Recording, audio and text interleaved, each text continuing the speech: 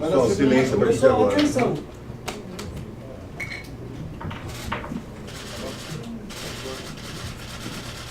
bem? Tudo bem.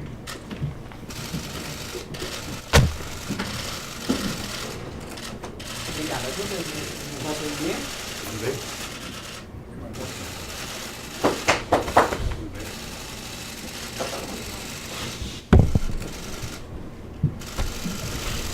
Tudo bem? Presidente, tudo bem? Todo mundo tá bom? Não tão bem quanto você, mas estou indo aqui. A gente fez um roteirinho aqui para tentar organizar, porque o nosso tempo é um pouco Eu exíguo. conheço os seus roteiros. Não, a gente queria começar aqui falando o seguinte, presidente, sobre a prisão do senhor. Foi um dia histórico no Brasil e a gente queria saber o que passou pela cabeça do senhor quando o senhor estava sendo preso, sendo conduzido para a prisão. Veja, eu durante todo o processo, eu não sei se eu cheguei a conversar com você na entrevista que nós fizemos, mas eu sempre tive certeza, desde que começou os discursos e o processo da Lava Jato, de que tinha um objetivo central, que ia chegar em mim. Aliás, uma amiga nossa, jornalista importante, Tereza Cruvinel, escreveu um artigo importante em que ela falava: o que eles querem, na verdade, é o Lula. Isso foi ficando patente em todos os depoimentos. Você está lembrado que a imprensa retratava: prenderam fulano, vai chegar no Lula. Prenderam fulano, vai chegar no Lula. Prenderam fulano. E muita gente que era presa, a primeira pergunta que fazia era: você conhece o Lula? Você é amigo do Lula? Você fez alguma coisa com... Todo mundo. E eu sabia disso porque a imprensa retratava, sabia disso porque as pessoas contavam, sabia disso porque advogado conversava com advogado. E foi ficando patente que o objetivo era chegar em mim. Tinha companheiros no PT que não gostavam quando eu dizia isso. Sabe, eles vão chegar em mim e depois vão caminhar para criminalizar o PT. Né? Pois bem, quando ficou claro que o objetivo central era efetivamente... tinha muita gente que achava que eu deveria sair do Brasil, tinha muita gente que achava que eu deveria ir para uma embaixada, tinha muita gente que eu deveria fugir. E eu tomei como decisão, Mônica, que o meu lugar é aqui. Eu tenho tanta obsessão de desmascarar o Moro, desmascarar o Delanhol e a sua turma, e desmascarar aqueles que me condenaram, sabe, que eu ficarei preso 100 anos. Mas eu não trocarei a minha dignidade pela minha liberdade. Eu quero provar a farsa montada. Eu quero provar, montada aqui dentro, montada no Departamento de Justiça dos Estados Unidos, com depoimento de procuradores, com filmes gravados, e agora mais agravado com, sabe, a criação da Fundação Criança Esperança do Delanhol, sabe, pegando 2,5 bilhões de reais da Petrobras para criar uma fundação para ele. Fora 6,8 bilhões da Odebrecht e fora não sei quantas outras coisas. Eu tenho uma obsessão. Você sabe que eu não tenho ódio, não guardo mágoa, porque na minha idade, quando a gente fica com ódio, a gente morre antes. Então, como eu quero viver, sabe, até os 120, porque eu acho que eu sou um ser humano que nasceu para ir até 120, eu vou trabalhar muito para provar a minha inocência e a farsa que foi montada. Por isso eu vim para cá com muita tranquilidade.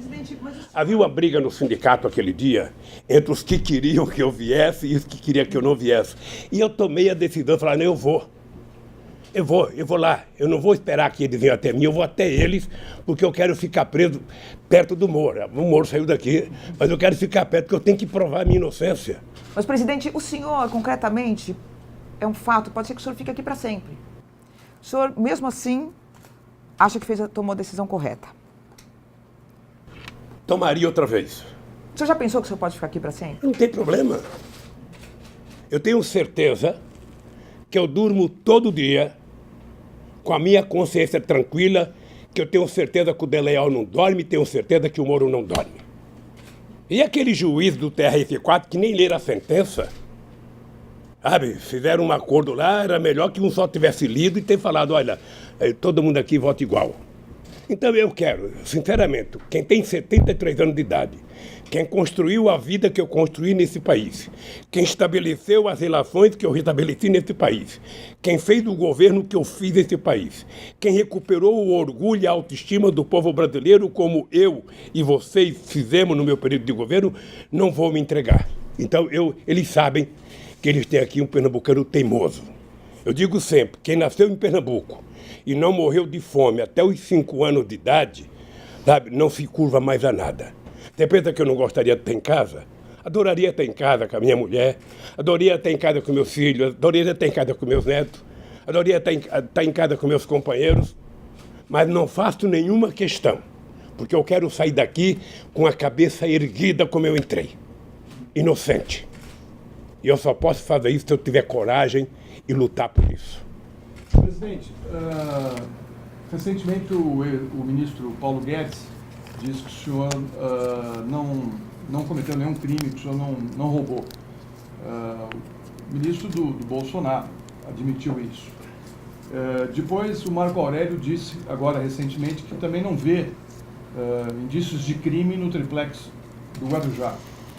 E o Maurício Dieter, que é um dos maiores criminalistas, leu o processo e disse que também não tem crime material para sua condenação. O senhor acha que agora, com a devolução do dinheiro que foi pago pela sua esposa por esse triplex, o senhor pode tentar conseguir a sua absolvição? É possível isso? O senhor ainda acredita nisso? Por incrível que pareça, eu acredito. Você sabe que nessas coisas eu ainda continuo com a cabeça de Lulinha Paz e Amor. Eu acredito na construção de um mundo melhor, eu acredito no mundo de justiça. Veja, o que eu penso na vida? Eu penso que haverá um dia em que as pessoas que irão me julgar estarão preocupadas com os autos do processo, estarão preocupadas com as provas contidas no processo e não com a manchete do Jornal Nacional, e não com a capa das revistas, e não com as mentiras do fake news. As pessoas se comportarão como juízes supremos de uma corte que é a única coisa que a gente não pode recorrer. Sabe, que já tomou decisões muito importantes. Essa corte votou, por exemplo, célula-tronco contra uma boa parte da Igreja Católica.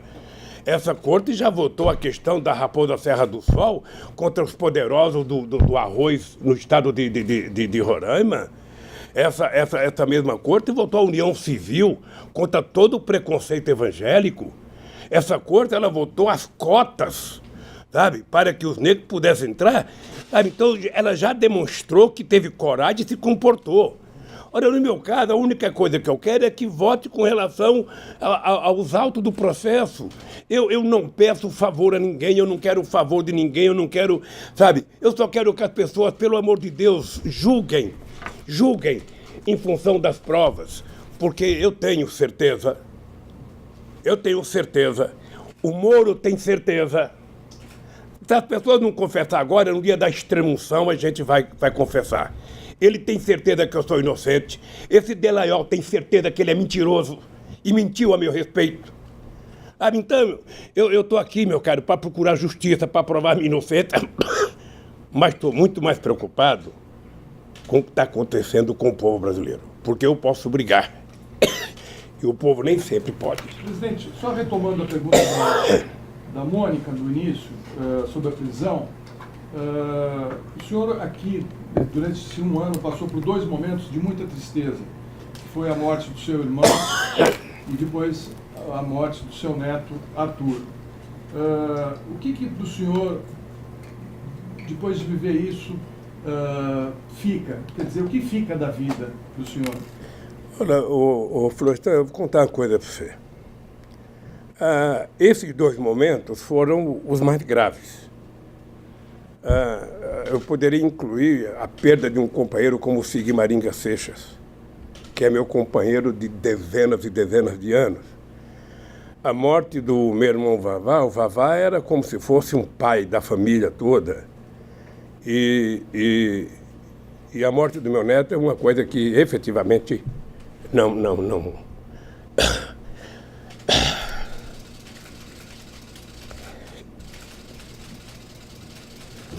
Eu às vezes penso que seria tão mais fácil que eu tivesse morrido. Já vivi 73 anos, poderia morrer e deixar meu neto viver. Mas não são apenas esses momentos que deixam a gente triste. Sabe, eu sou um homem que tento ser alegre, tento trabalhar muito para a questão do ódio, eu trabalho muito para vencer a questão do ódio, a questão da mágoa profunda. Eu, quando vejo essa gente que me condenou na televisão, sabendo que eles são mentirosos, sabendo que eles forjaram uma história, aquela história do PowerPoint, do seu Delayal, aquilo, nem o bisneto dele vai acreditar naquilo. Esse messianismo ignorante, sabe? Então, eu tenho muitos momentos de tristeza aqui, mas o que me mantém vivo, e é isso que ele tem que saber, eu tenho compromisso com esse país, eu tenho compromisso com esse povo, e eu estou vendo a obsessão que está acontecendo agora, a obsessão de destruir a soberania nacional, a obsessão de destruir emprego, a obsessão de juntar 1 trilhão para quê? Às custas dos aposentados? Se eles lessem alguma coisa, se eles conversassem, eles saberiam que esse cidadão aqui, analfabeto, 4º ano primário, um curso de torneiro mecânico, juntou 370 bilhões de dólares de reserva, que a R$4 o dólar dá mais de 1 trilhão e 200, sem causar nenhum prejuízo a nenhum brasileiro. Então, se eles querem juntar 1 trilhão, tem uma fórmula secreta. Coloque o povo no orçamento da União. Segundo, gere emprego. Terceiro, gere crédito para as pessoas. O povo está devendo, tá.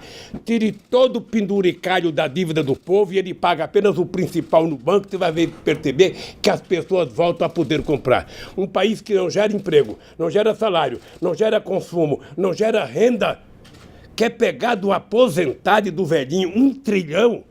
O Guedes precisava criar vergonha. Onde que ele fez esse curso de economia dele? Se ele quiser me visitar aqui, eu discuto com ele como é que a gente resolve esse problema dos pobres sem causar prejuízo aos pobres. Por que não mostra os privilegiados que ele fala que vão acabar com o privilégio? Mostra, coloca a lista no jornal de 10 privilegiados. Coloca o nome. CPF. Não, é o coitado, sabe? Que vai ter que trabalhar até os 65 anos, que vai ter que contribuir 40 anos, sabe? Ele não percebe que muita gente morre sem chegar à idade. Então, eu lamento profundamente o desastre que está acontecendo nesse país, e é por isso que eu me mantenho em pé. O dia que eu sair daqui, eles sabem. O dia que eu sair daqui, eles sabem. Eu estarei com o pé na estrada. Para, junto com esse povo, levantar a cabeça e não deixar entregar o Brasil aos americanos. Acabar com esse complexo de vira-lata. Eu nunca vi um presidente bater continência para a bandeira americana. Eu nunca vi um presidente ficar dizendo: eu amo os Estados Unidos, eu amo. Ama a sua mãe, ama o seu país. Que ama os Estados Unidos, que ama... Alguém acha que os Estados Unidos vai favorecer o Brasil? Americano pensa em americano em primeiro lugar, pensa em americano em segundo lugar, pensa em americano em terceiro lugar, pensa em americano em quinto, e se sobrar tempo, pensa em americano. E fica os lacaios brasileiros achando que os americanos vão fazer alguma coisa por nós. Quem tem que fazer por nós somos nós. Acabar com o complexo de vira-lata, levantar a cabeça, e a solução dos problemas do Brasil está dentro do Brasil. Presidente, a gente vai depois retomar essa questão de previdência e tudo. Eu só queria, para encerrar o capítulo da prisão, saber como que é a rotina do senhor. O senhor passa muitos momentos sozinho, é isso? Passo o tempo inteiro sozinho. E como que é? Porque eu já tive a oportunidade de entrevistar muitas pessoas presas, mas que tinham outras pessoas eu fico junto, sozinho, né? E o senhor, como é que é essa coisa do tempo não passar? Um pouquinho como é que é isso? Deixa eu te falar uma coisa. Eu leio, eu vejo pendrive que o pessoal me manda, assisto filmes, muita série, muito discurso, muita aula. Eu, por exemplo, fiz na minha cela, que eu não trato de cela, eu trato de uma sala porque, sabe, é melhor. Eu fiz um curso sobre Canudos. Tem um curso no canal Paz e Bem sobre Canudos, recontando a história, mostrando as mentiras que Euclides da Cunha contou sobre os sertões, sobre Canudos. Ou seja, a história não é aquela. Então, eu fiz um curso de 8 aulas, agora eu sugeri ao Mauro Lopes, do canal Paz e Bem, que faça um curso, Retratos do Brasil, sobre todas as lutas sociais no Brasil. E agora, acho que toda segunda-feira tem uma aula. Eu espero juntar umas 4 ou 5, recebo um pendrive, vou assistindo e vou me aprimorando. Quando eu sair daqui, sairei doutor. Presidente, o senhor queria fazer 2 perguntas em uma. O senhor, na sua rotina, lava sua própria roupa, lava suas coisas, e a prisão mudou o senhor em alguma coisa? Deixa eu falar uma coisa para você. É engraçado porque eu sempre tive vontade de morar sozinho.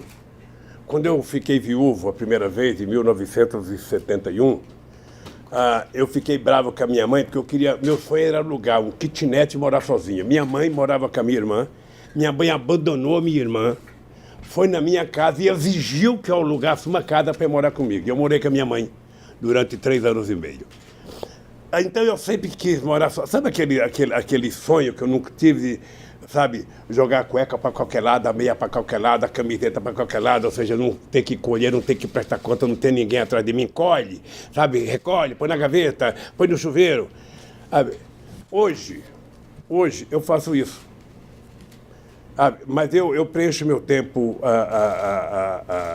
vendo muita coisa. Eu assisto reuniões... É o senhor que lava suas roupas, suas coisas? Não. Não? As pessoas trazem? Eu mando para o meu pessoal lavar. Tá. Mas eu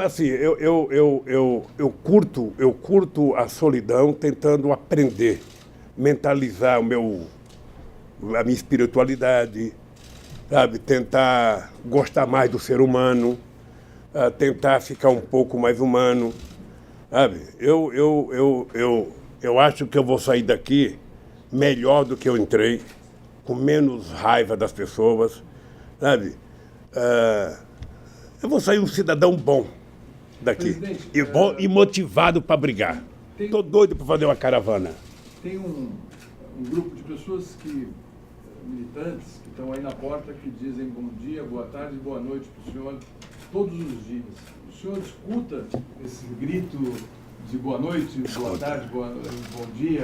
Como é que é para o senhor? Não, eu escuto todo santo dia, bom dia, boa tarde, boa noite.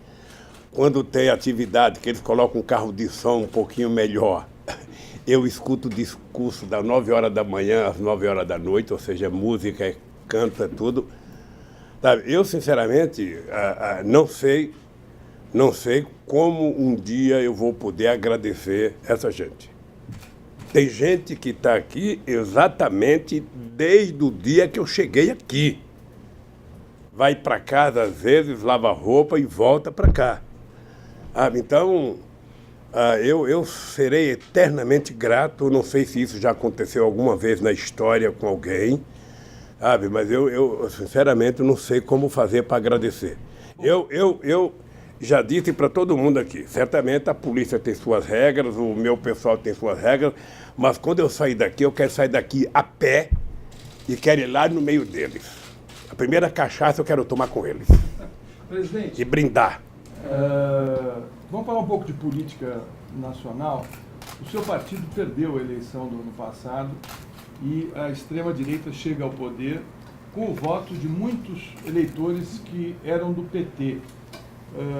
Como é que o senhor avalia essa guinada à direita de um eleitorado que era tão grato à sua administração? Vamos só relativizar tudo isso. Porque uma das coisas que eu esqueci de falar na pergunta da Mônica Florestan, importante é que uma das condições que fez com que eu também viesse para cá era porque não havia nenhum advogado naquele instante que não garantisse que eu disputaria as eleições sob júdice. Tá? Havia uma certeza, sabe, de muitos juristas de que não haveria como impedir a minha candidatura. Mesmo condenado, eu poderia concorrer sob júdice. E eu tinha certeza e estava com um orgulho muito grande de ganhar as eleições de dentro da cadeia. É importante lembrar que eu fiz 16 pontos aqui dentro. 16 pontos, sem poder falar. Aí, quando o ministro Barroso fez aquela loucura, sabe, que eu tive que assinar uma carta dizendo para o Haddad ser o candidato, ali eu senti que nós estaríamos correndo risco, porque a transferência de voto não é uma coisa simples, não é uma coisa automática. É uma coisa que leva tempo e eu também tinha certeza que o Haddad poderia representar muito bem a candidatura, como ele representou muito bem a candidatura. Sabe? Nós tivemos uma eleição atípica no Brasil, vamos ser francos. O papel do fake news na campanha, a quantidade de mentira, a robotização da campanha na internet foi uma coisa maluca. E depois a falta de sensibilidade, sabe, dos setores de esquerda não se unir, sabe? A coisa foi tão maluca que a Marina, que quase é presidenta da República em 2014, teve 1% dos votos. Sabe? A coisa é tão maluca, sabe, que muita gente, e eu respeito o voto do povo não é bom só quem vota em mim, eu respeito o voto do povo, qualquer que seja o voto do povo, tal. Mas a verdade é que o povo votou, sabe? Eu nunca tinha visto o povo, eu não pude nem votar. Então, conto um voto a menos para o Haddad, que foi o meu, que eu não pude dar. Eu nunca tinha visto o povo com tanto ódio nas ruas. Eu fui muito a estádio de futebol. Todo mundo sabe que eu sou corintiano. Eu ia com palmeirense, com santista, com São Paulino, a gente brincava, brigava. Sabe? Mas agora era uma loucura, era uma questão de ódio. E eu tenho acompanhado por leitura, está no mundo inteiro assim. Está no mundo inteiro, ou seja, a política está efetivamente demonizada e vai se levar um tempo muito grande para a gente poder tratar a política com mais seriedade. Veja o caso do Brasil, só para ter uma ideia do caso do Brasil. O que você tem visto nesses 4 meses? Eu não esperava que o Bolsonaro fosse resolver o problema do Brasil em 4 meses. Só propõe, sabe, a fazer análise de 100 dias quem nunca governou. Sabe, quem acha que em 100 dias pode apresentar alguma coisa, realmente ele não aprendeu a sentar a bunda na cadeira. E depois com a família que ele tem. Com a loucura que tem, quer dizer, o inimigo central dele, além do PT, o PT é o primeiro inimigo dele, é o vice.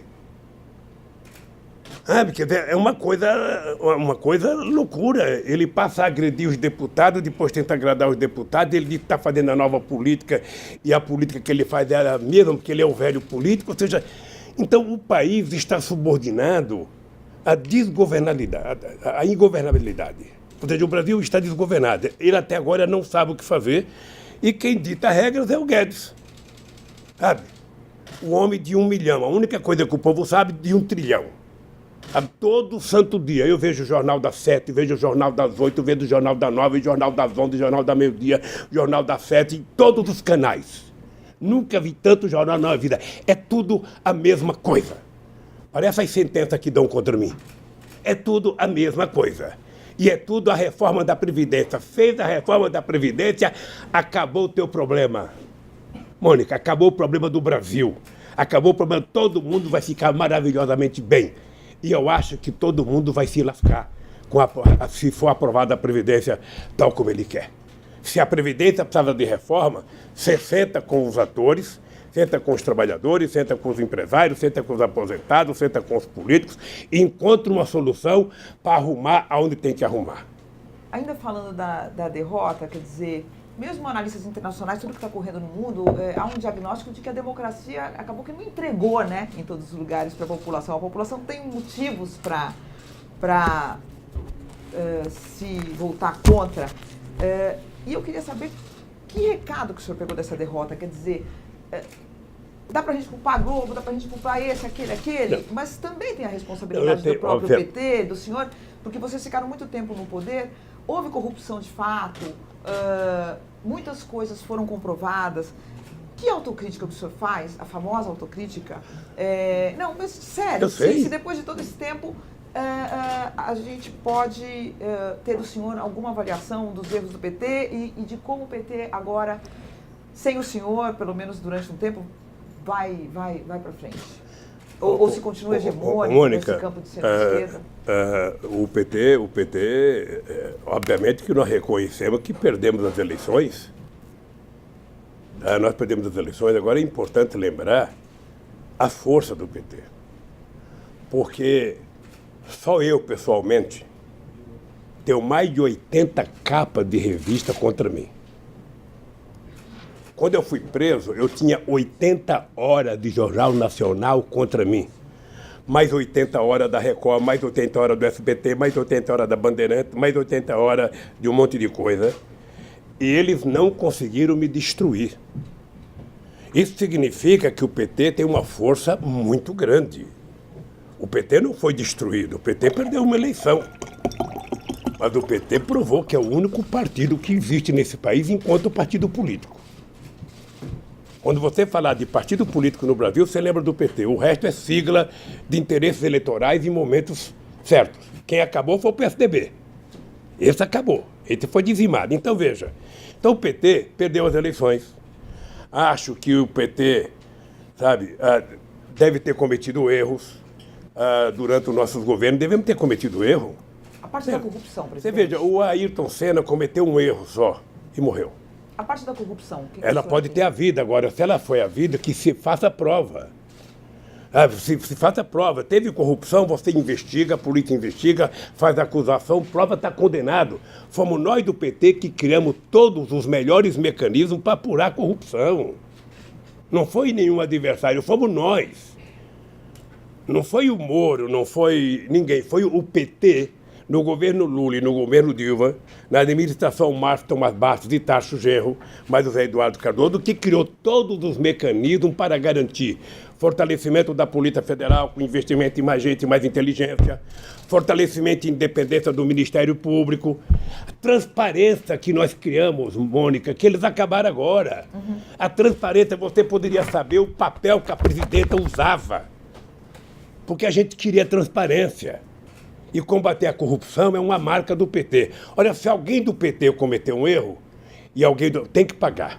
Por isso, a única coisa que nós queremos é que se apure, que se investigue.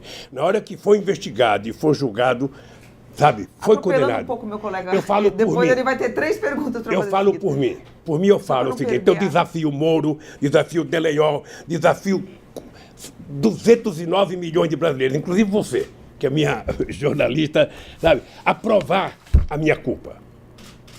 Presidente, eu fiz essa pergunta para o senhor, só depois vai fazer 3 perguntas. A questão de crime, a gente pode ter até a questões de condenações que são revistas na história depois. Eu não quero entrar no mérito da sua condenação, mas eu quero... Mas é difícil, viu? Porque... Entrar no mérito, por exemplo, se a gente pegar o caso do sítio, que o senhor, na verdade, houve uma reforma, essa reforma comprovadamente foi feita e o senhor usufruiu dessa reforma. Ainda que não haja crime aí, isso é uma questão que a justiça vai decidir, não é um erro, não houve erro. Não, o senhor deixa eu lhe falar. nenhum erro, deixa eu falar uma o senhor coisa. não acha que poderia ter sido mais cuidadoso? Deixa eu falar uma coisa para você. Eu poderia ter aceito nunca ir àquele sítio. Então, eu cometi um erro de ir no sítio. Tá? Eu disse, e está provado, tá? Eu disse e está provado, que eu fiquei sabendo daquele maldito sítio dia 15 de janeiro de 2011. Tá? E o sítio tinha dono, pré-dono e bidono.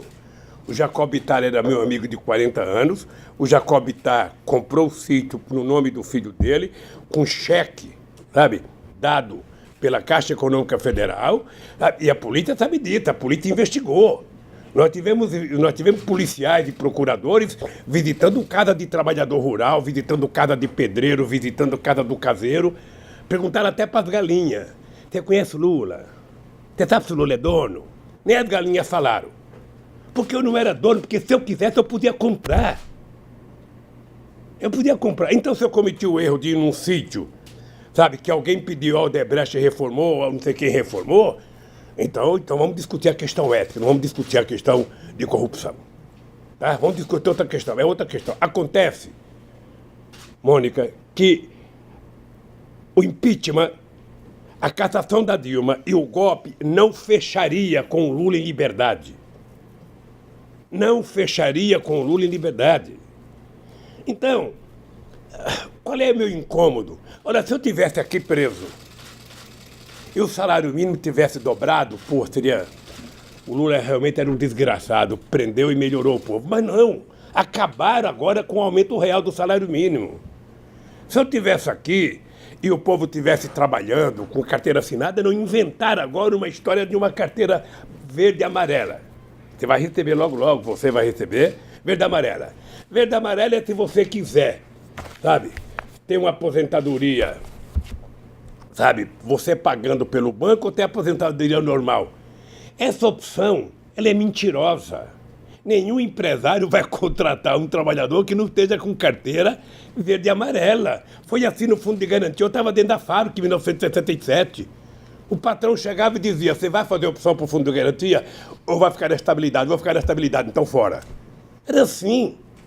Então essa gente pensa que o povo é imbecil para ficar mentindo o tempo inteiro para o povo.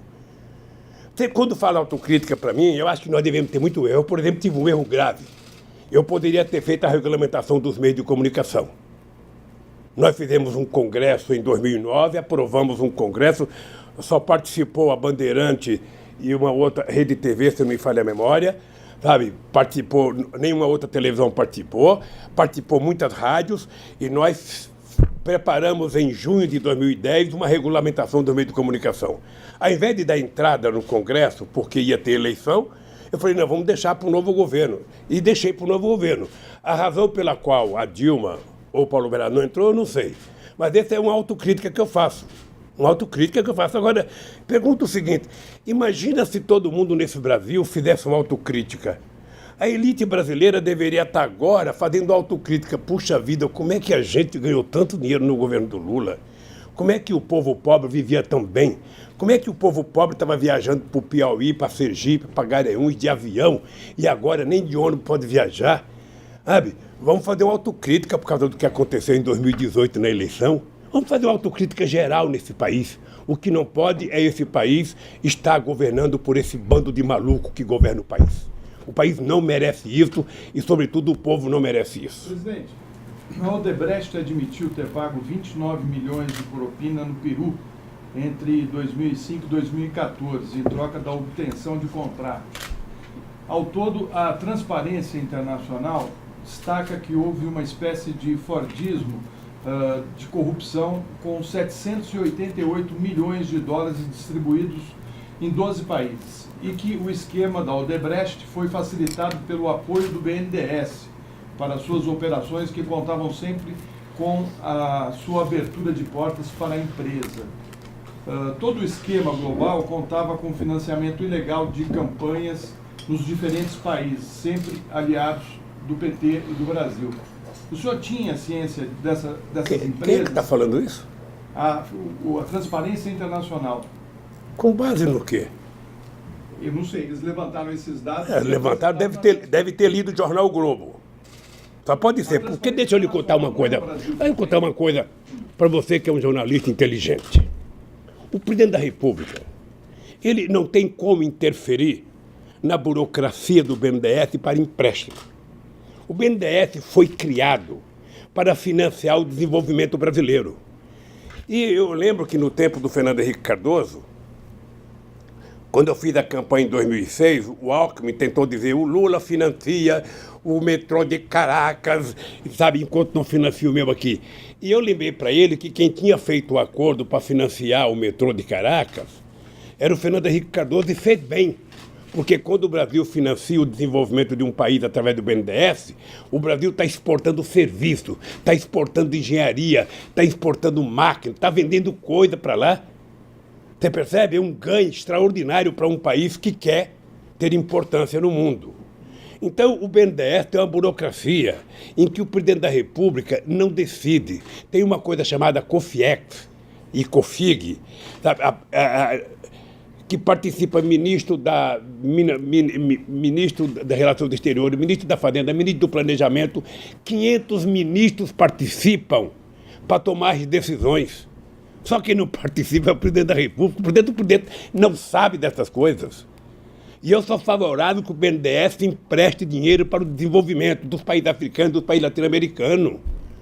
Eu estou favorável. O senhor se sente injustiçado por esses empresários? Porque eles cresceram muito e se tornaram multinacionais e depois fazem delações premiadas contra o PT e contra o senhor. Deixa eu falar uma coisa. Contra mim, eu não fico com raiva não pelo seguinte, olha. Eu tenho desafiado os empresários a dizerem quem é que me deu 5 centavos. O Léo, que é o rapaz que está preso aqui, que fez a denúncia contra mim, ele passou 3 anos dizendo uma coisa, Depois ele mudou o discurso, meu advogado perguntou por que ele tinha mudado, ele falou, meu advogado me orientou. E o que ele falou, Lula sabia. Agora o que está provado? A OAS gastou 6 milhões de reais para pagar a funcionário da OAS para uniformizar o discurso dos funcionários com a delação. Então como é que eu posso levar a sério isso? Eu não posso levar a sério. O que eu posso dizer para você é que haverá tempo suficiente para que a gente faça uma investigação. Eu penso, Florestan, quem sabe um jornalista bem informado como você, investigativo como você, poderia aos Estados Unidos saber qual é a intromissão do Departamento de Justiça americano nesse processo do Brasil. Qual é o interesse dos americanos na Petrobras? Você sabe qual é. Agora nós temos que investigar. Nós temos que ir atrás. Eles nunca engoliram o fato de eu dizer que a Petrobras era nossa, que o petróleo era nosso, que o petróleo seria o passaporte do futuro, que 75% do roda da Petrobras ia para cuidar da educação e que a Petrobras teria 30% direto, ou seja, que quem quisesse entrar aqui teria que pagar o que nós quiséssemos. Aí o Wikileaks vaza aquele documento do Serra, ligando para a Chevron, dizendo, olha, venha para cá que nós vamos dar um jeito e tal. E deram um jeito. Aonde que esse país vai para frente se não tiver gente que se respeita, gente que gosta do país e gente que entende que um país que tem a riqueza minerais, sabe, que o Brasil tem, que tem a floresta, o potencial da água doce, o petróleo que nós temos, quase 17 mil quilômetros de fronteira seca, 8 mil quilômetros de fronteira marítima, petróleo a 200 milhas, ou seja, os americanos, foi só a gente anunciar o pré-sal, os americanos recuperaram a 4ª frota que funcionou na Segunda Guerra Mundial. Qual foi a resposta que eu dei para os americanos? Criei o Conselho Sul-Americano de Defesa para juntar os nossos exércitos aqui contra a intromissão dos Estados Unidos. A coisa que mais acontece no Brasil é denúncia.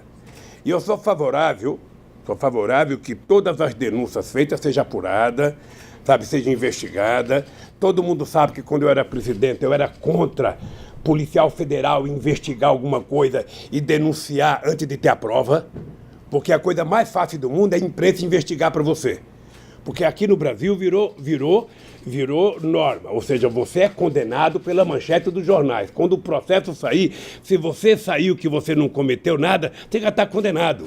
Você não vai mais na rua, seu filho não vai mais na escola. Porque a condenação é a priori. Então eu quero saber o seguinte, investiga, apura, faz o que quiser. Eu estou achando estranho essa tal dessa milícia do Bolsonaro. Cadê aquele cidadão dos 7 milhões? O cara que é esperto para fazer dinheiro, o cara que sabe fazer dinheiro. Como que é o nome dele? Queiroz. Cadê o Queiroz? Cadê a imprensa que não está atrás do Queiroz? Cadê a imprensa que não vai atrás quem pagou o Roberto Einstein por Queiroz? Será que foi o Natanarum que veio aqui pagar a conta? Sabe? Então, meu caro, é o seguinte. O Brasil tem 2 pesos e 2 medidas. Será que foi quem que o senhor falou? Desculpa. Hein? Será que foi quem que veio pagar a conta? Não, a vinda do Natanarum aqui deve ter sido para pagar a conta, porque ninguém sabe. O cara, veja, eu, ex-presidente da República, sem nenhuma prova, fui na minha casa, sabe? Recebi vários policiais na minha casa para fazer apreensão. O seu Queiroz não atendeu nenhum pedido do Ministério Público e a Polícia Federal não foi buscar ele ainda. Um cidadão, os policiais do Exército dão 80 tiros num carro, matam um negro e vai perguntar para o ministro da Justiça, ele fala, isso pode acontecer. Olha, que país que nós estamos? O que o povo espera desse país? Então é por isso que eu não tenho o direito de baixar a cabeça. Presidente. Não tenho o direito de ficar, sabe, esmorecido, fraquejar. Eu estou mais tinhoso que nunca, sabe, respeito todo mundo, tenho apreço por todo mundo, mas se tem um cidadão nesse país que vai continuar lutando e vai lutar, sou eu, para restabelecer a verdade nesse país. Presidente, como é que o senhor recebeu a notícia sobre a morte do Alan Garcia no Peru? Você sabe que eu nunca consegui entender a morte do Getúlio Vargas. O último filme que eu assisti do Getúlio Vargas foi esse filme que foi feito com o Tony Ramos, que é um bom filme. Eu lembro que em 2005, numa plenária com o empresário no Palácio do Alvorada, eu falei, olha, eu quero que vocês saibam como é que eu sou. Eu não vou me matar porque não tenho vocação de Getúlio. Eu não vou correr porque não tenho vocação de pedir asilo político. Se alguém quiser me pegar, vai pegar nesse país. E vai me pegar na rua, porque eu vou enfrentar na rua. E comecei a ir para a rua. Isso foi em junho de 2005. Quem quiser me pegar, vai para a rua. É por isso que eu ganhei 2006 e orgulhosamente terminei meu mandato com 87% de bom e ótimo, 10% de regular e 3% de ruim e péssimo, que deve ter sido, sabe, lá no condomínio do Bolsonaro e na sede do PSDB. Então, eu efetivamente estou convencido que nós temos que lutar hoje muito mais do que já lutamos. O Alan Garcia, ele teve uma reação psicológica que muita gente tem. O nosso reitor da Universidade Federal de Santa Catarina, não é todo mundo que aguenta. Você quer saber de uma coisa? A Marisa morreu por conta disso. Quem está falando é um homem de 73 anos de idade, perto de fazer 74. A dona Marisa morreu por conta do que fizeram com ela e com o filho dela. Tá? A dona Marisa perdeu motivação de vida, a dona Marisa não saía mais de casa, a dona Marisa não queria mais conversar nada. Ou seja, ela morreu, o AVC dela foi por isso. Agora, não pense que por causa disso eu vou ficar com o meu coração cheio de ódio. Não, aqui tem muito lugar para amor. O ódio eu vou colocando num cantinho bem escondido. E o Alan Garcia não deve ter suportado. Eu não sei, eu não leio imprensa peruana, não sei qual era a carga que se fazia contra ele. Sabe? Mas o Alan Garcia era um homem que tinha saído muito mal do governo. O Peru tem uma coisa engraçada. O Peru é um país que cresce a 5% ao ano, na mão do Toledo cresceu, na mão do Alan Garcia, e eles terminam o mandato com 10% de aprovação, com 5% de aprovação. Por quê? Porque como eles exportam tudo para os Estados Unidos ali perto, eles crescem, mas não tem distribuição de renda. Então o país cresce a 5% e a miséria cresce a 10%.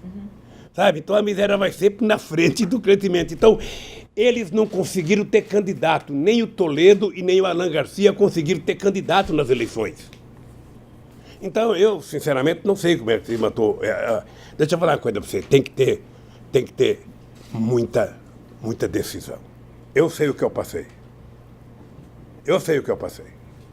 Você não tem noção do que é você passar 6 meses esperando todo santo dia que a polícia fosse na tua casa. Todo santo dia. Todos, não é um dia, não, são 6 meses. E de repente você vê a polícia chegar na tua casa, com uma disfarçatez, todo mundo com máquina fotográfica pendurado no peito, para tirar fotografia. Deveriam ter mostrado a quantidade de dólar que acharam na minha casa. Deveria ter mostrado a quantidade de joias que acharam da dona Marisa. Deveria ter tirado foto e colocado para Globo. Enfiaram o rabo no meio das pernas porque não encontraram nada. E a imprensa não fala, não encontraram nada na casa do Lula. Sabe? Então, é duro. Não queira que isso aconteça com você. Não queira. Eu conheço casos de pessoas que estavam em cadeira de roda, pedia para ir no banheiro e dizia: se você não falar o nome do Lula, você não vai no banheiro. Sabe? Então, como a história não é contada no dia que ela acontece, essas coisas vão acontecendo. Então, eu tenho, Florestan, muita motivação para estar vivo. Estar vivo e não fazer nenhuma loucura é a forma que eu encontrei de ajudar esse país a se reencontrar com a democracia, a se reencontrar com o amor, a se reencontrar com a paz. Esse povo tem o direito de ser feliz, esse povo tem o direito de viver bem. Sabe? Então, é para isso que eu existo, meu caro. E para isso eu vou brigar até os últimos dias da minha vida. Presidente. Me diga o seguinte, Lula, você está livre, você vai morar na Bahamas, vamos alugar uma casa para você lá, você vai ter água de coco todo dia de manhã, o compromisso é você não fazer política. Eu vou dizer o seguinte, eu vou ficar aqui, sabe, sem água de coco, sem Bahamas, eu vou ficar aqui na esperança de que eu vou andar por esse país levantando a cabeça do meu povo para a gente voltar a conquistar direitos. O povo tem que tomar café de manhã, almoçar e jantar todo dia. E se puder comer uma bolachinha às 3 horas da tarde com café com leite. E se puder fazer um lanchinho 10 horas da noite antes de dormir. Eu quero que o povo vá ao teatro, ao cinema. A coisa mais fantástica é um pobre pegar um avião, não sabe nem como entra no banheiro, mas pega um avião e vai para a sua terra. É isso que eu quero. E é por isso que eu vou brigar. E é por isso que eu sei que tem muita gente que não gosta de mim. E é por isso que eu vivo. É por isso que eu estou de cabeça erguida. Sabe, não pense que eu estou aqui orgulhosamente, não. Eu estou aqui com orgulho, sabe, de defender o povo. Mas gostaria de estar fora com meus netos e meus filhos. Presidente, o senhor falou que o Bolsonaro ganhou, o PSDB acabou.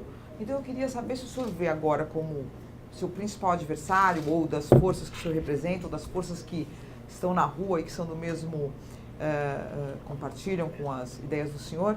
Quem que são agora os principais adversários? Bolsonaro vai durar?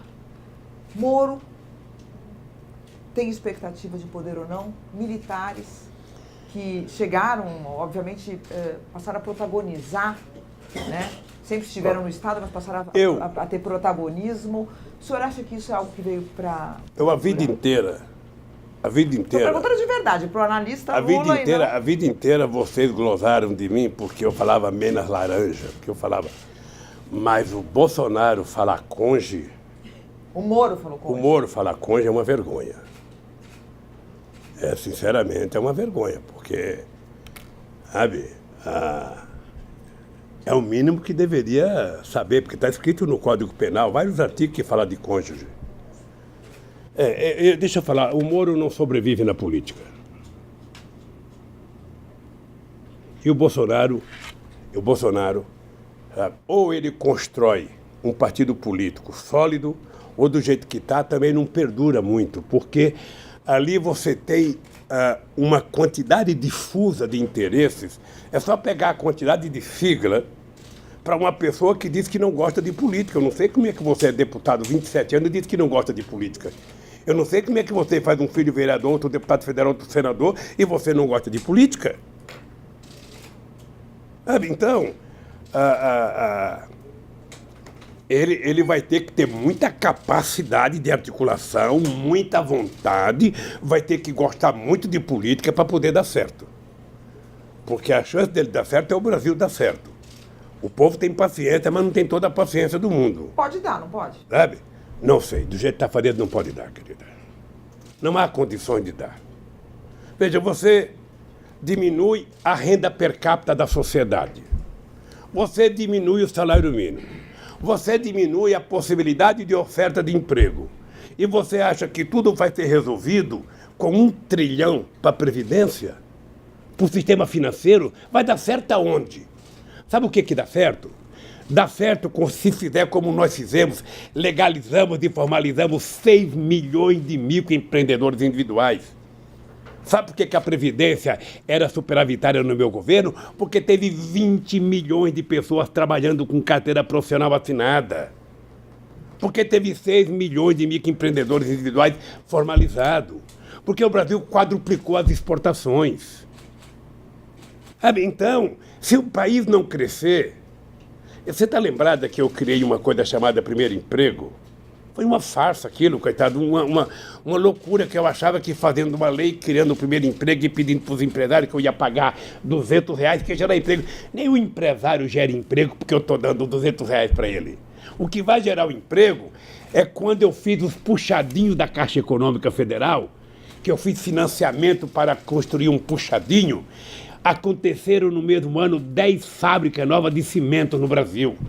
Então, quando você faz a economia, o povo come um pãozinho a mais, toma um cafezinho a mais, toma uma cervejinha a mais, ganha R$1 a mais, compra um chinelo a mais, aí você começa a gerar emprego no país.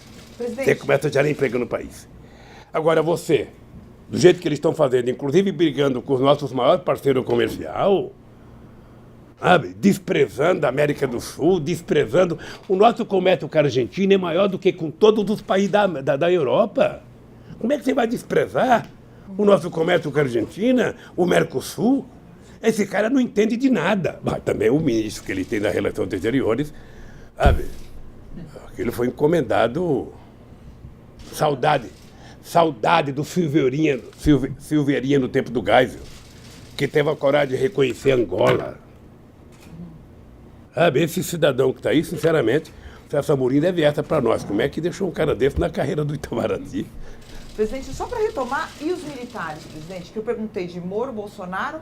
Sabe uma coisa que eu tenho vontade? Quando eu sair daqui, eu quero conversar com os militares.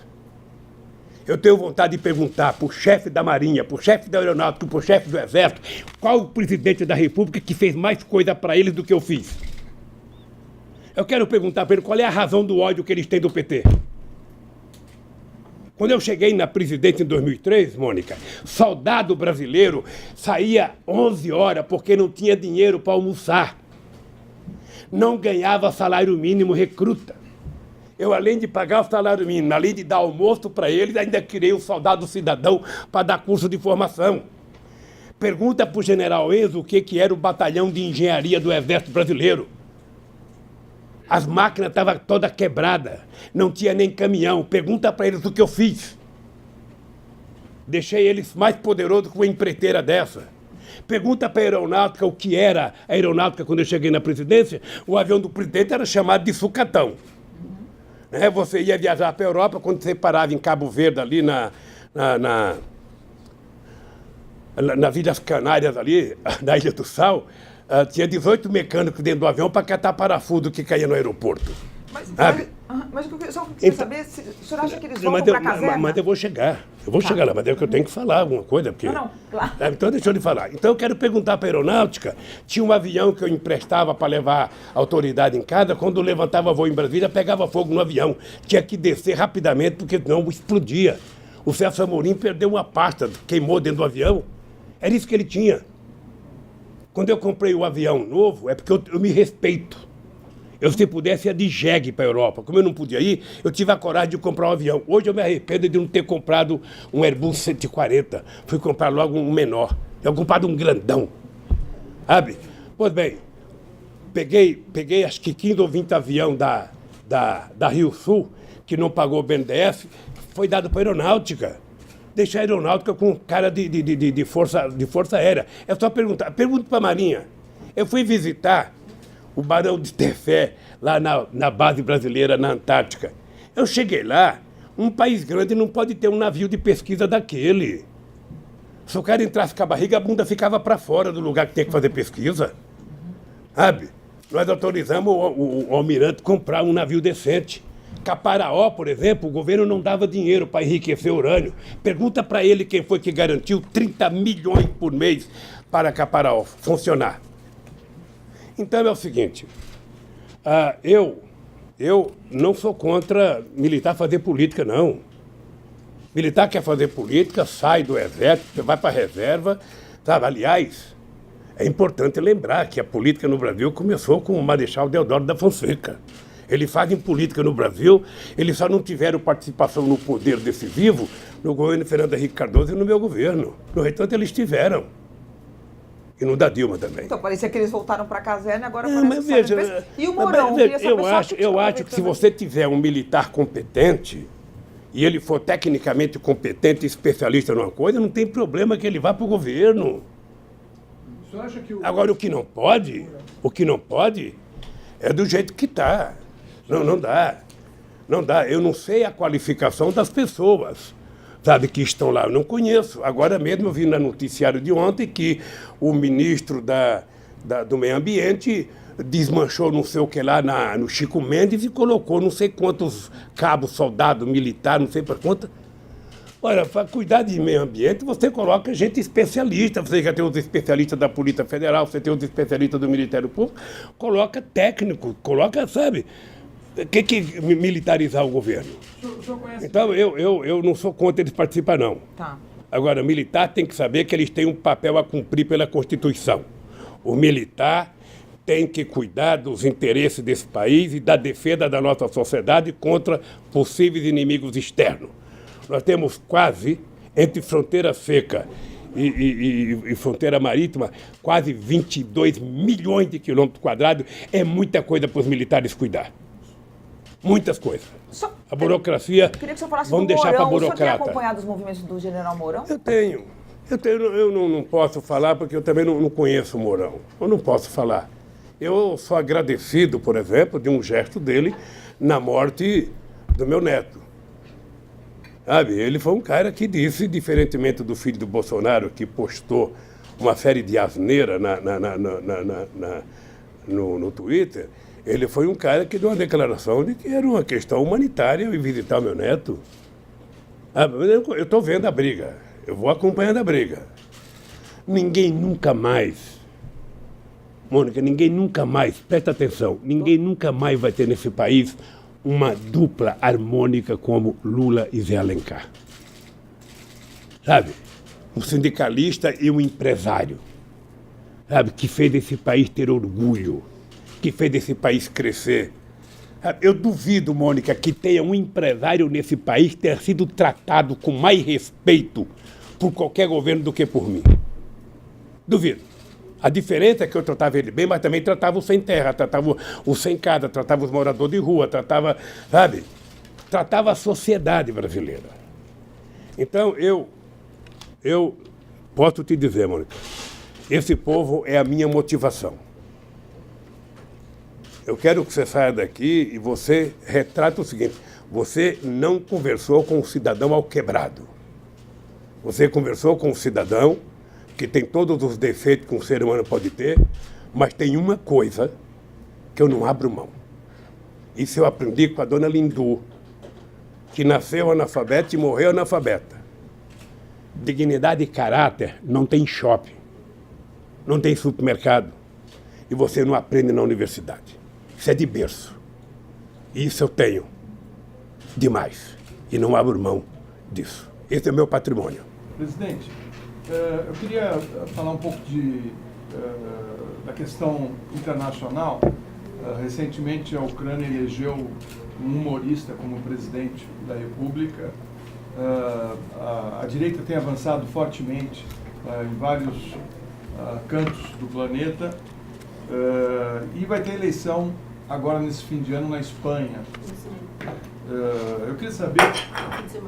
nesse fim de semana, desculpa, vai ter uma eleição nesse fim de semana na Espanha. Eu queria saber como é que o senhor vê essa eleição, já que houve um crescimento da direita, apesar dos progressistas do PSOE estar na frente nas pesquisas. Eu acredito que na Espanha o PSOE e o Podemos vão ganhar as eleições. Tá? E outro setor de esquerda.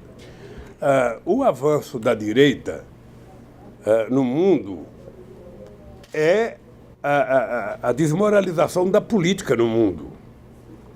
Eu não posso achar ruim que tenha ganho um humorista na Itália. O Pepe Grillo, eu fiz passeata com o Pepe Grillo, em solidariedade a mim, em 2000, numa cidadezinha da Itália. Eu não posso achar ruim que ganhe um humorista na Ucrânia, porque o que eles falavam quando o metalúrgico ganhou as eleições? Eles menosprezavam um analfabeto, um peão que não sabe falar, que não sei das quantas. Eu lembro do Maluf dizer: a dona Marida não vai conseguir limpar aquele vidro todo do palácio. Era assim que eles falavam comigo.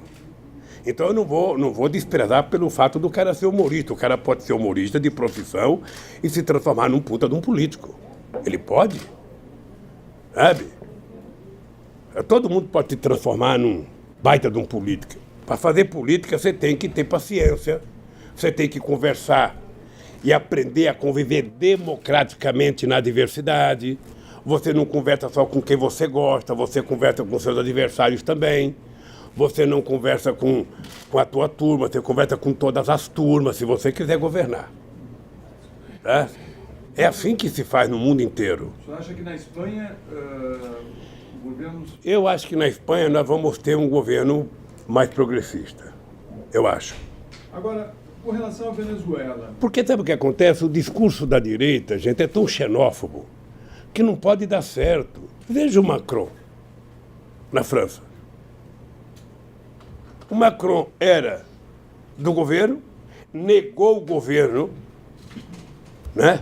Negou o governo socialista, fingiu que não era político, foi eleito presidente da República. O que ele está fazendo agora? Porque não tem saída. Não tem saída. O Bolsonaro ele tem que governar com aqueles políticos que estão lá. Vamos ser francos, vocês que gostam de política, não dá saudade o Brasil não ter uma figura como Ulisses Guimarães? Cadê o grande Ulisses Guimarães? Não tem mais. Acabou. Foi nivelado por baixo. Qual é o grande orador que você tem no Senado, o grande tribuno? Qual é o grande tribuno que você tem na Câmara? Acabou, porque a política foi avacalhada. Eu vejo, viu, Mônica? Eu vejo muita televisão. Então, às vezes, eu vejo qualquer programa de televisão, sem mais e sem menos, o cara vai lá e esculhamba a política. Olha, mas se ele esculhamba, nominando quem é, tudo bem. Quer avacalhar com o político Lula, vai lá e fala, o Lula é isso, esculhamba o Lula. Aí o Lula tem o direito de abrir um processo contra ele. Mas o cara generaliza, sabe, a política como se fosse um só, o povo vai desacreditando, Como é que você acha que o povo reage assistindo o Jornal Nacional e meia hora, todo santo dia, falando de corrupção? Como é que é o ânimo de um cara que levanta de manhã e vai trabalhar para ganhar um salário mínimo? O cara acha que todo mundo é ladrão. Quando a Globo é acusada que não paga 600 milhões de reais à Receita Federal, eles dão um comunicado para Elírio Bono. A Globo já prestou conta. Acabou. Ninguém fala mais nada. A Folha não publica matéria sobre a Globo, sabe? Ninguém publica. Mas se é o coitado do Lula... Presidente. Imagina se os milicianos do Bolsonaro fossem amigos da minha família. Presidente, deixa eu garantir aqui mais duas perguntinhas da área internacional. Com relação à Venezuela, né, o senhor teve uma relação muito boa quando o senhor era presidente com o Hugo Chávez, e depois que o Chávez saiu, a Venezuela entrou numa crise profunda e hoje vive um embate que está sendo muito ruim para a população e para o país, com muitas pessoas deixando a Venezuela e vindo para o Brasil, fugindo da pobreza e da falta de perspectivas. Como é que o senhor vê a questão da Venezuela e quais saídas que existiriam para se preservar a democracia e o desenvolvimento da Venezuela hoje? Só te contar um pequeno caso. O primeiro contato que eu tive com o Chávez foi pelas mãos, depois que o Chávez virou presidente. Quando ele não era presidente, ele foi no Fórum de São Paulo, em El Salvador, e nós do PT, eu e o Marco Aurélio, não deixamos ele participar porque ele era golpista. Então a gente resolveu não deixar ele participar porque ele está tentando dar o golpe na Venezuela. Depois, quando ele foi presidente e que derrubaram ele, ele voltou para o governo e o Fernando Henrique Cardoso me liga e fala para mim se eu atenderia um telefonema do presidente Chávez. E me explicou o que era. Me explicou o seguinte: o Chávez está pedindo um navio de combustível, porque está em greve os trabalhadores da PDVSA, e o Chávez está pedindo para o Brasil emprestar um navio de gasolina para ele. Eu, por mim, empresto, Lula, mas como você já ganhou as eleições, embora não tenha tomado a posse, eu disse para o Chávez que é você que decida. Aí o Chávez me liga e eu decidi mandar o avião de gasolina para ele, o navio de gasolina. Foi a primeira vez. O Chávez era uma figura estupenda. Era voluntarista, eu tinha discordância política com o Chávez, mas era uma figura encantadora, sabe? Era aquele cara que fazia você se sentir bem em qualquer lugar, mas ele era muito voluntarista, sabe? Era complicado. O Celso Amorim pode te contar. Eu tomei posse dia 1º de janeiro, dia 21 de janeiro, eu já tive que criar um grupo de amigos para resolver o problema da Venezuela. E eu criei um grupo de amigos, colocando Estados Unidos, colocando Espanha. Por que Espanha? Porque o Aznar tinha sido o primeiro presidente a apoiar os golpistas. Eu coloquei os Estados Unidos, que era o inimigo deles, coloquei a Espanha, o Brasil, acho que a Argentina, eu não sei se a França, eu não sei os três. E quando eu coloquei, o Fidel Castro ficou muito nervoso. e falou porque vocês estão entregando a Venezuela para o imperialismo, porque não pode ter um grupo de amigos com os Estados Unidos. Eu falei, ô Fidel, deixa eu falar uma coisa para você. O grupo de amigos que nós estamos criando não são amigos do Chávez, são amigos da Venezuela, da democracia. Então tem que ter gente que a oposição leve em conta. Os americanos eram levados em conta pela oposição, o Aznar era levado em conta. E o que aconteceu? Deu certo. Negociamos, houve o referendo, participou o Jimmy Carter. O cara que participou dos Estados Unidos era o Colin Powell, que tinha uma belíssima relação com o Celso Amorim. Eu cansei de ligar para o Bush para parar de falar bobagem contra a Venezuela, que era tudo que o Chávez queria. Falou bobagem, uma passeata. Falou bobagem, uma passeata. Ora, parar de falar bobagem que não tem passeata, pô. Obviamente, veja, eu se pudesse mandar para você uma coisa, eu mandei uma carta para o Maduro no dia da posse dele. Quando ele tomou posse a primeira vez, eu mandei uma carta para ele, tentando aconselhar ele como é que eu achava que ele deveria fazer.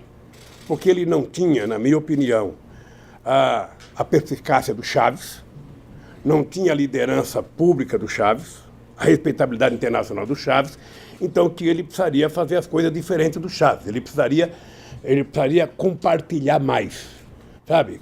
Se eu não sou individualmente essa figura pública de poder como o Chávez era, eu tenho que juntar gente, eu tenho que trabalhar em equipe. Então eu mandei uma carta para ele, se eu achar essa carta eu vou te mandar para você ver. Obviamente que eu não concordo com a política econômica da Venezuela, acho que é um equívoco, mas muito menos eu concordo do Brasil reconhecer o tal do Guaidó. Sinceramente, é uma pouca vergonha. É levar o Brasil ao mais baixo nível de política externa que eu já vi na vida. E depois aquela vergonha de dizer que ia mandar caminhão de alimento e mandar 2 caminhonetes vazias. O Brasil precisava tomar cuidado com a Venezuela, porque o Brasil chegou a ter 5 bilhões de dólares de superávit. Sabe por que nós resolvemos fazer a refinaria Abreu e Lima lá em Pernambuco? Porque era preciso que a gente importasse alguma coisa da Venezuela, porque estava muito desbalanceado. Ninguém pode fazer comércio tendo superávit muito alto. O Brasil tinha quase 5 bilhões, eles não produziam nada. Comprava tudo do Brasil, até ovo. Eu não esqueço um dia que eu fui à Venezuela visitar a base do Sukhoi do Chávez, e ele estava me contando, todo entusiasmado, os engenheiros soviéticos montando lá o Sukhoi, e eu tinha saído do hotel e no hotel não tinha leite e não tinha ovo. Eu falei, Chávez, você não sabe que a segurança alimentar é a arma mais importante para um país? Sabe, que quer fazer guerra, o povo tem que ter o que comer. Aí você gastou não sei quantos bilhões nisso aqui e é capaz de ter uma guerra, você, o soldado, não poder guiar porque está com fome. Eu não tinha leite nem coisa no hotel, Chávez. Sabe, não tinha nem leite, nem ovo. Então, é preciso cuidar, sabe, da Venezuela crescer. A Venezuela tem tudo, tem água, tem sol, tem energia, tem... A Venezuela poderia ser um país quase que autossuficiente. Mas como a doença da vaca holandesa prevaleceu, então tudo depende da PDVSA. Como a PDVSA também não fez investimento em modernização, ela também não produz o tanto que deveria produzir. Mas eu não concordo, hipótese alguma, com os Estados Unidos e a Colômbia querer se meter na Venezuela. Cada um se meta na sua vida, cada um cuide da sua vida e deixa o povo da Venezuela democraticamente escolher o seu dirigente. Se o povo quiser ir para a rua para derrubar, que vá para a rua e derruba, mas é o povo, não é o Trump que vai derrubar o governo da Venezuela. Então, é preciso apenas respeitar a autodeterminação dos povos. Presidente, na Argentina, o Macri, que é um político neoliberal, não conseguiu sucesso na economia. Está já prometendo uma regulação dos preços, né? Vai vir aí Vai fazer o que o Sarney fez em 86. Isso, vai fazer um controle nos preços e ele está caindo nas pesquisas e a Cristina Kirchner está na frente dele. Como é que o senhor analisa a eleição na Argentina? O senhor acha que a Cristina tem chances de voltar? Quais os caminhos que o senhor acha que a Argentina vai trilhar daqui para frente? Tudo que eu desejo é que a Argentina encontra o caminho da democracia. Eu convivi com o Kirchner, convivi com a Cristina, e eu acho que eles foram um bem enorme para o povo argentino. Eles, obviamente, que alimentaram o ódio da elite argentina, daqueles mesmos que apoiavam o cavalo quando era ministro da Fazenda e achava que os Estados Unidos iriam colocar, sabe, muito dinheiro na Argentina. Não colocou, quem colocou foi a seriedade do Kirchner e da Cristina, que ganharam a confiança do povo e fez a Argentina produzir, sabe, e ter uma economia forte. A fome votou na Argentina, o desemprego votou na Argentina, o povo votou para a rua. O neoliberalismo não dá certo em lugar nenhum do planeta Terra. Me prove em algum lugar. Todo mundo que fica aceitando a receita do ajuste fiscal não dá certo. Você quer diminuir a dívida pública no Brasil? Você gostaria de diminuir? Aumenta o crescimento econômico, aumenta o PIB. Produz mais pão, mais feijão, mais arroz, mais carro, sabe? Mais salsicha, mais linguiça, mais carne, que você aumenta o PIB e cai a dívida pública. Então, eu estou torcendo para que a Cristina, se ela for candidata, a ganhar as eleições. O povo argentino, na sua maioria, vai ser muito mais feliz. Presidente, como é que o senhor viu a declaração do César de Battisti, que foi secretário de Estado, dizendo e admitindo que participou de 4 assassinatos? O senhor se arrependeu de ter tomado a decisão de deixar ele vivendo no Brasil? Eu não me arrependi porque eu não sabia. Veja, eu recebi informações através do Ministério da Justiça que tinha conhecido o processo e que ele não tinha crime. Com base nisso, o Tarso orientou a tomar a decisão. Nós tomamos a decisão. Ora, se depois disso ele assumiu o que fez, eu lamento profundamente. Aliás, eu não conhecia o Battisti, porque eu acho que eu não fazia parte da turma que ele tinha confiança. Então esse cidadão ficou no Brasil, sabe? Foi preso na Bolívia, e eu não o conhecia, mas eu lamento profundamente que ele tenha confessado. Meu amigo Mino Carta tinha razão, porque o Mino bateu muito. O Mino bateu muito no PT por conta da decisão do PT. Entendeu? Que eu encontrei o Mino Carta, eu vou dar um abraço nele e falar: Mino, desculpa, você tinha razão com o tal do Battisti. Também não sei as condições que ele confessou, né? Também não sei, porque uma porradinha aqui, uma porradinha lá, um choquezinho aqui, outra acolá. Aí o cara termina falando coisa que eu não sei se falaria. Hein? Você acha que na... Não sei. Aí essa suposição é só maldade minha. Presidente, queria voltar um pouquinho para a política nacional. Como é que o senhor está vendo o quadro e como é que vai ser o PT com a esquerda? O senhor soube, né? Eu imagino que o senhor sabia que estou vendo que o senhor está informado de tudo. O Cid Gomes e o Ciro têm aquele bordão: Lula está preso, babaca. Isso não é bordão, isso é uma constatação. Eu estou preso, não precisava chamar. Você não ficou chateado, não? Veja, só não precisava chamar os outros de babaca. Uhum. Mas dizer que o Lula está preso é apenas constatar. Só ler o jornal que vê que eu estou preso. Posso te dizer uma coisa carinhosa? Primeiro, eu acredito que a esquerda brasileira ela está acumulando um conjunto de pessoas muito importante. Vamos pegar o PT. O PT, apesar de algumas pessoas não gostarem do PT, o PT é um partido muito forte. Aliás, eu posso dizer que é o único partido efetivamente organizado em todos os estados brasileiros, com cabeça, tronco e membro. Você tem, sabe, o Ciro Gomes, que é uma figura importante no Brasil. Você tem o Flávio Dino, que é uma figura importante no Brasil. Você tem alguns governadores importantes do PT na Bahia, em Sergipe, no Ceará e a Fátima no Rio Grande do Norte. Você tem alguns governadores importantes do PSB. Você tem uma novidade política no Brasil que não teve um bom desempenho eleitoral, mas um menino que vai crescer muito, que é o companheiro Boulos, sabe?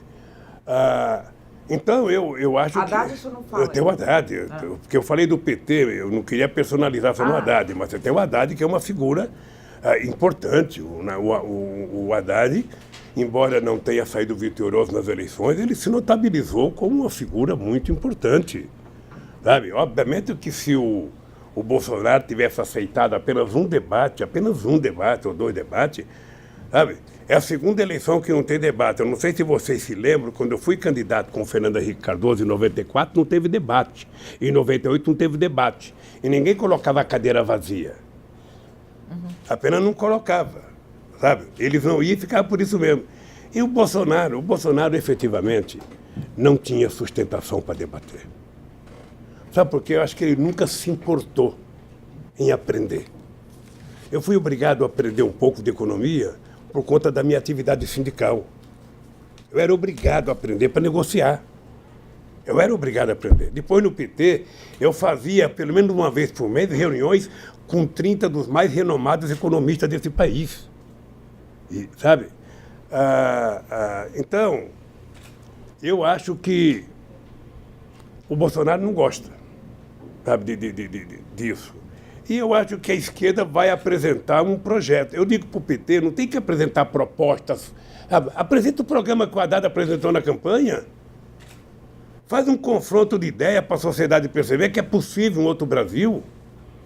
É possível, Mônica, porque eu provei na prática que é possível construir um novo Brasil.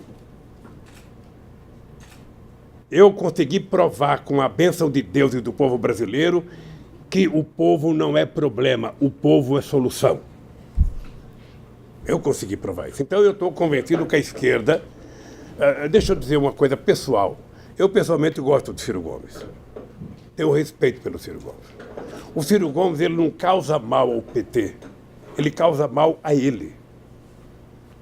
Tá? O Ciro Gomes precisa aprender uma lição elementar. É aprender a ouvir coisas que você não gosta. É suportar os contrários. É aprender a conviver na diversidade. Sabe? Ele precisa aprender essa lição mínima. Quando ele foi governador do Ceará, ele não precisava disso. Quando ele foi prefeito de Fortaleza, não precisava disso. Mas agora, para ser presidente do Brasil, ele precisa. E ninguém será presidente do Brasil se romper com o PT, com o PCdoB, ou seja, pela direita, não sei se a direita aceitaria ele. Como eu gosto do Ciro, sabe? O dia que ele pedir para me visitar, eu vou aceitar que ele me visita aqui, sabe? Para ter uma conversa boa com ele. Porque eu gosto dele. Eu gosto do Flávio Dino, sabe? Não sei se a Marina tem um dia propensão de votar para os setores de esquerda, porque a Marina acabou, né? Coitada. Ter 1% só no processo eleitoral, depois de ser quadra presidenta, é muito pouco. Eu não sei o que ela vai fazer.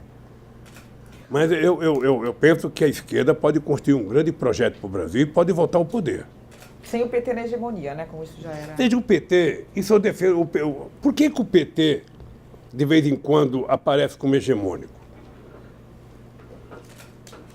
Você acha que um partido que tem 30% de voto vai começar abrindo mão da sua candidatura?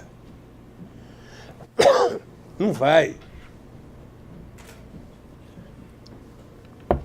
Como eu acho que o PT já teve presidente 4 vezes, eu acho que em algum momento o PT pode escolher um companheiro de outro partido político e ser candidato a presidente. Sabe? O PT pode participar do governo, o PT pode ter vice, o PT... Sabe? Eu acho que tudo é possível. O que você precisa é não exigir que o PT abra mão sem apresentar uma proposta alternativa. Ó, se você tem 10%, eu tenho 30%, e você acha, bom, mas no segundo turno eu sou melhor do que você, no segundo turno eu sou melhor do que você, ó, se você é melhor do que eu, por que você não ganha no primeiro turno? Eu lembro do Brizola em 89. O Brizola é uma pessoa que faz falta no Brasil hoje. Sabe, eu lembrei do Ulisses Guimarães, o Brizola é uma pessoa, um arraio de uma pessoa que faz falta. Sabe os velhos da política que fazem falta? A sabedoria política, não tem mais isso. Fernando Henrique, não? O Fernando Henrique Cardoso é o seguinte, o Fernando Henrique Cardoso não tem jogado um papel que o nome dele deveria merecer. Ele fala muito sobre quase tudo desnecessariamente. Sabe, eu sinceramente acho que ele poderia ter um papel, sabe, de grandeza para quem já foi presidente da República, para quem foi chamado de príncipe da sociologia. Ele poderia ter um papel mais respeitoso com ele mesmo, não é comigo. O problema do Fernando Henrique Cardoso é que ele nunca aceitou o meu sucesso. Ele me adorava no fracasso. tá? Quando eu fui eleito, que ele falou, bom, o Lulinha só vai durar 4 anos, e aí eu vou voltar com pompa e tudo, sabe? Ele me tratava bem, sabe? Eu chego a dizer que eu achava que ele queria que eu ganhasse ao invés do Serra.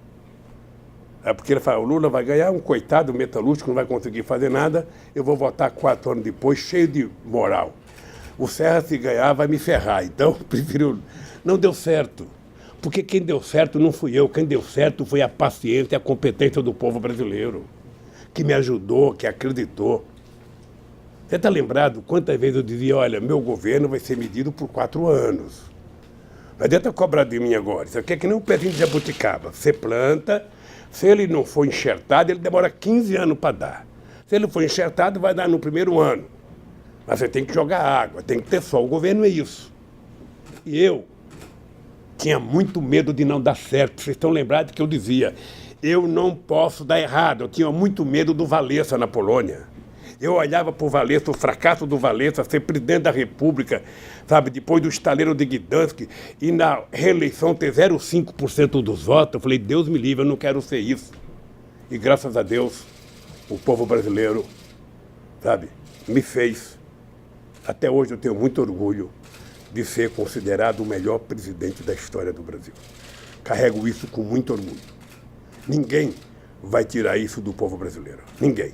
E quem quiser ganhar de mim, que faça mais. Não é me xingar. Mas já ganharam do senhor, hein? Sabe? Hein? Ganharam agora do senhor, né? De mim não concorri. Ele não concorreu. Bom, presidente...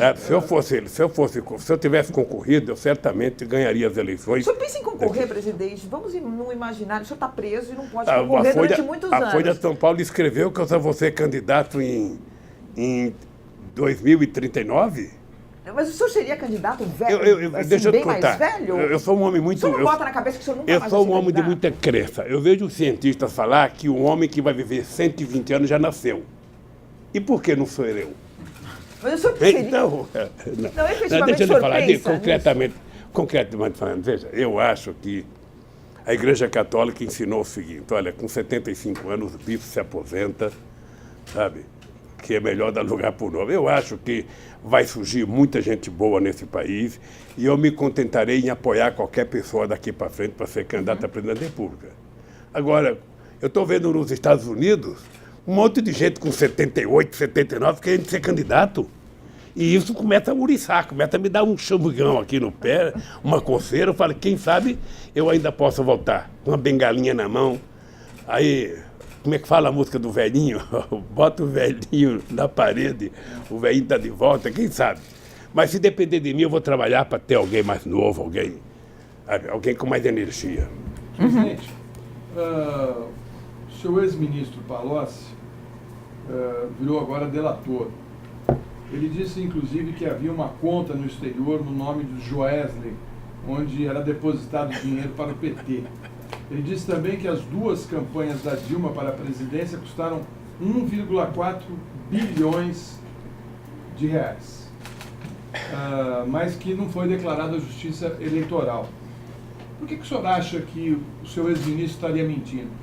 Olha, bom, primeiro, se ele disse que o Joel tem uma conta no exterior, eu acho que o Joel deve ter conta no exterior em vários países, porque ele tem fábrica em vários países. Não vejo nenhuma novidade.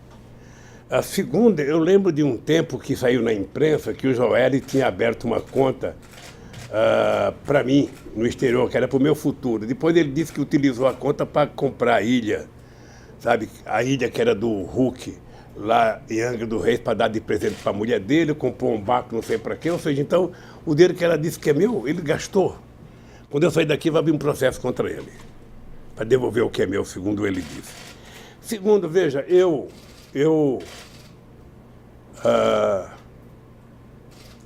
era um cara que tinha profundo respeito pelo Palocci. O Palocci era uma pessoa que, se não tivesse feito bobagem, poderia ter crescido na política brasileira. Eu comecei a perder a confiança no Palocci com aquela história do caseiro no primeiro mandato. Vocês estão lembrados que o Palocci saiu do governo em março de 2006. Eu vinha para o Paraná, que eu tinha uma atividade aqui no estado do Paraná, e eu tinha lido a imprensa, liguei para o Palocci, falei, Palocci, eu estou indo ao Paraná, eu vou votar 3 horas da tarde. Se você não tiver resolvido o problema do caseiro, você não está mais no governo. E ainda falei com ele, Palocci, não é possível o ministro da Fazenda ganhar de um caseiro. Então, ou você explica a teoria do caseiro ou cai fora. Quando eu voltei de trás, liguei para ele, ele não tinha explicação, porque é o seguinte, eu comecei a achar que o Palocci não dizia a verdade porque ele nunca teve coragem de me dizer se ele ia ou não ia na casa. Ora, se ele mentisse para a Polícia Federal, se ele mentisse para o PMDB, para o Senado, era um problema dele. Mas para mim, que era o presidente dele, ele nunca me disse. E, aliás, dizia que não sabia andar de carro em Brasília. E entre o Palocci dizer que não ia na casa e o caseiro dizer que ele foi, eu acreditava no caseiro. Então por que ele foi coordenador da campanha da Dilma? É outra história. É outra história. Tá? É outra história. Eu estou dizendo que ele saiu porque não respondeu para mim a questão do caseiro. Ele foi eleito deputado federal, sabe, depois na campanha da Dilma, foi colocado 3 pessoas na coordenação. Ele, Zé Eduardo Cardoso e Zé Eduardo Dutra. Tá lembrado? O presidente do PT, o secretário-geral do PT, e o Palocci, que era remanescente da minha vitória e deputado federal, que não ia concorrer mais. Tá? Ele foi coordenador da campanha, junto com o Zé Eduardo Cardoso, junto com o Zé Eduardo Dutra e com o João Santana. Sabe? Certamente a Dilma admirava o trabalho dos 3, porque fizeram ela ganhar as eleições. Presidente, o que todo mundo está querendo saber hoje no Brasil é o seguinte: o país está numa crise econômica profunda, o desemprego aumentou, apesar da reforma trabalhista, as perspectivas não são boas para o futuro, os investimentos não surgiram e muitas indústrias estão indo embora, inclusive a indústria automobilística. O que o senhor acha que o senhor faria para recolocar o país no crescimento econômico? Antes de responder a questão do desemprego do país, dizer uma coisa para você. Você estava perguntando do Palocci, eu estava respondendo. Deixa eu dizer uma coisa para vocês. Desde os anos 70, que tem no Brasil uma disputa entre o cara que foi preso e denunciou o companheiro que era traidor e o que não denunciou que era herói, sempre teve isso. Eu nunca tratei assim. Eu acho que o ser humano ele tem um limite de suportar do ponto de vista psicológico, do ponto de vista da dor que ele recebe.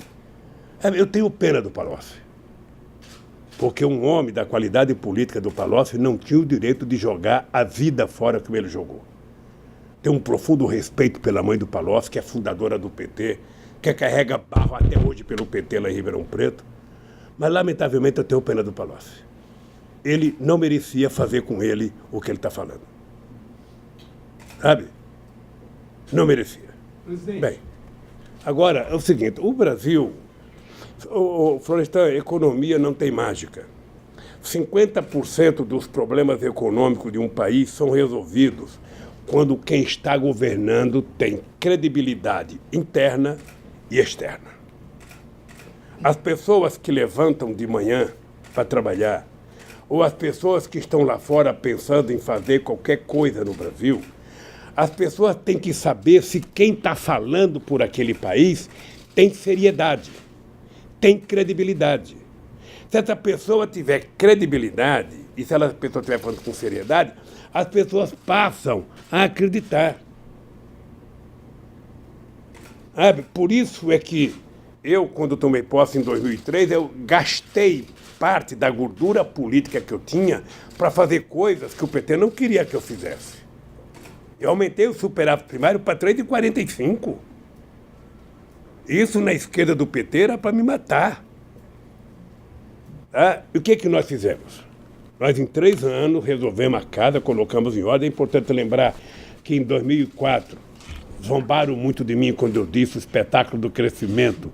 Em 2004, a economia cresceu 5,8%. Eu disse isso num comício dentro da Ford. E depois a economia começou a andar.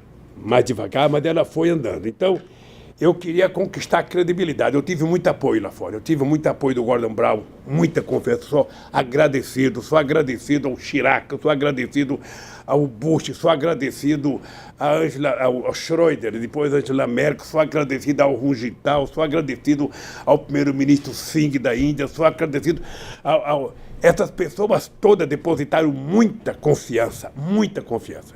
Eu posso pegar o depoimento de um presidente como o Lago do Chile.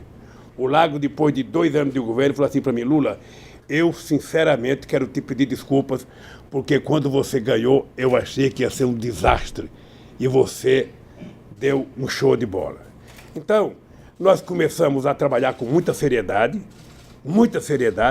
não se brincava nesse país, não tinha mágica, nós não inventávamos nada, sabe? Quando decidimos criar o Bolsa Família, o país não poderia criar, e eu disse que era para criar porque nós íamos criar o Bolsa Família. Eu tinha certeza que nós tínhamos que vencer aquela batalha dos economistas. Quem tem que distribuir primeiro para crescer, ou tem que crescer para distribuir. Essa era a briga. Nós vamos crescer e distribuir juntos. Tá? Vamos fazer junto. Sabe? O cidadão vai comprar 2 pães a mais, vai tomar 2 cafés a mais, vai comer um pedacinho de carne a mais. O orgulho que eu tinha quando o cidadão na televisão pegava a televisão e falava: olha, hoje eu comi filé, hoje eu comi picanha. Isso é possível fazer no Brasil de hoje, é possível a gente construir no Brasil. E isso tem que gerar emprego, tem que gerar renda, tem que aumentar salário. Tudo isso tem que fazer. Sabe? O crédito consignado tem que voltar com certo equilíbrio. Você não pode emprestar dinheiro no crédito consignado. Sabe? A 30% ao mês, a 40% ao mês, você tem que emprestar a um juro muito pequeno para o povo poder pagar. Então, eu não esqueço nunca quando nós fizemos aquela propaganda com o Ronaldão, que ele tinha quebrado o joelho na Inter de Milão, e a imprensa brasileira dizia que tinha acabado a carreira dele, ele não vai jogar mais bola, acabou o Ronaldão todo, e ele treina e se recupera. Aí nós colocamos aquela propaganda dizendo: eu sou brasileiro e não desisto nunca. Aquela foi uma coisa extraordinária. Aí começou a vir empresa para cá. Gente, a gente produzia 1.700.000 automóveis. Quando eu deixei o governo, a gente estava produzindo 4 milhões. Sabe? Era muita coisa que estava acontecendo nesse país. Você quer uma coisa que eu acho que houve um erro no governo da Dilma, um erro que eu não faria? Entre 2009, quando veio a crise, eu criei uma política de desoneração. Desonerei 47 milhões entre 2009 e 2010. Tá? E desoneração, para mim, sempre funcionava como se fosse uma comporta. Sabe, uma hidrelétrica? Eu abro quando eu quero produzir mais energia e eu fecho. Eu abro e eu fecho. De 2011 a 2014, entre desoneração e isenção fiscal, eu conversei com o Guido Mantega, eles fizeram 540 bilhões de reais. Ou a Dilma? Não, no governo de 2011 a 2014. Sim. 540 bilhões. A Folha até fez uma matéria grande sobre isso. Agora... Aí, quando a Dilma percebeu que não dava para desonerar, porque você mandava para o Congresso para desonerar a fábrica de maçã. O Eduardo Cunha colocava maçã, pera, abóbora, melancia, abacaxi, vinha 500 coisas de volta. A Dilma tentou consertar, fez uma medida provisória e mandou para o Congresso, acabando com a desoneração. O Renan Calheiros mandou de volta, não aceitou a medida provisória. Então, eu acho que nós exageramos na desoneração, se bem que tivemos uma contrapartida positiva. O desemprego chegou a 4,3%. Presidente... Deixa eu só terminar, concluir. O desemprego ficou muito pouco, sabe? O menor índice do Brasil, e a gente manteve todas as políticas sociais e manteve o Minha Casa Minha Vida, que agora está acabando. Agora, presidente, o senhor... o próprio PT, ou muitas lideranças, fazem críticas a Dilma. O senhor sempre fala: eu tenho muito orgulho de ter saído com 85% de aprovação e ser o presidente mais bem avaliado do Brasil. Que palavra, quer dizer, o senhor tem vergonha de ter eleito uma presidente que foi a mais mal avaliada? Temer é o único que ganha dela. Orgulho. Tenho muito Mas orgulho. ela saiu pessimamente Tenho avaliada, muito orgulho presidente. de ter a Dilma. Mas o povo brasileiro não reconhece. Nem todo filho, sabe, consegue ter o sucesso que você teve. Não, ela teve um fracasso. O Pelé não teve, nenhum jogador como ele. Mas ela saiu Nem o muito filho mal dele. Deixa eu falar uma coisa para você. Não foi só não ter o mesmo sucesso, é importante lembrar que em 2013 a Dilma tinha quase que 75% de preferência eleitoral nesse país. A aprovação da Dilma era de 75%. E de 2015, presidente? Ei, peraí, deixa eu falar, querido. Tá. Depois do que aconteceu a partir de 2013, que eu acho que nem a imprensa avaliou direito, nem a esquerda, nem os cientistas políticos avaliaram direito, o que foi 2013, o que foi a Primavera Árabe? Aquela loucura. Eu fiquei muito feliz quando derrubaram o Mubarak. Fiquei muito feliz, porque eu conheci ele bem. E o Obama tinha acabado de ir lá fazer um discurso, o grande discurso do Egito. Bem, aí derruba o Mubarak, elege o Morsi. 3 meses derrubaram o Morsi. Quem que está governando? Uma junta militar. E não tem mais manifestação na rua. Nenhuma mais. A Líbia, invadir a Líbia quando o que eu vou dizer aqui é pecado, mas eu vou dizer. Porque se eu não dizer, vocês não vão entender. O Gaddafi, por que fazer o que fizeram com o Gaddafi? O Gaddafi, eu achava ele muito parecido com o Calbi Peixoto. Ele tinha feito um implante de cabelo, ele estava com cabeludo, muito cabelo, ele utilizava muita base no rosto, sabe? Aquelas mantas bonitas que ele usava, aqueles panos de seda branco, tudo cheio de base aqui, sabe? Ele não causava mais mal a ninguém. Aquela loucura de matar aquele cara, o que criaram na Líbia? Criaram agora começou a guerrilha de verdade. O Iraque, eu conversei muito com o Bush. O Bush não tem armas químicas no Iraque, Bush não faça isso tal. Não, ele fez, porque ele precisava se reeleger. Sabe? E eu acho que o Sarkozy e o inglês fizeram também a guerra do Iraque para poder se reeleger, e não deu certo. Então, eu sinceramente acho que o mundo está precisando de lideranças. E nós não temos lideranças mundiais. Não temos. Presidente. Então nós precisamos tentar, no campo da política, dizer o seguinte: olha, quem vai resolver o problema do mundo é você ter uma classe política séria, com partidos sérios, organizados seriamente, sabe? Para poder consertar o país. Não tem o gênio. Não tem o gênio na universidade que você vai lá e pega e coloca que ele vai governar. Se fosse fácil assim, você não teria problema em nenhum país. Harvard teria presidente em todo mundo. Presidente, o senhor fez a sua carreira como líder sindical, que acabou terminando na política, dentro do Sindicato dos Metalúrgicos de São Bernardo do Campo. O sindicato vai fazer 60 anos numa crise de emprego e com as montadoras saindo do ABC.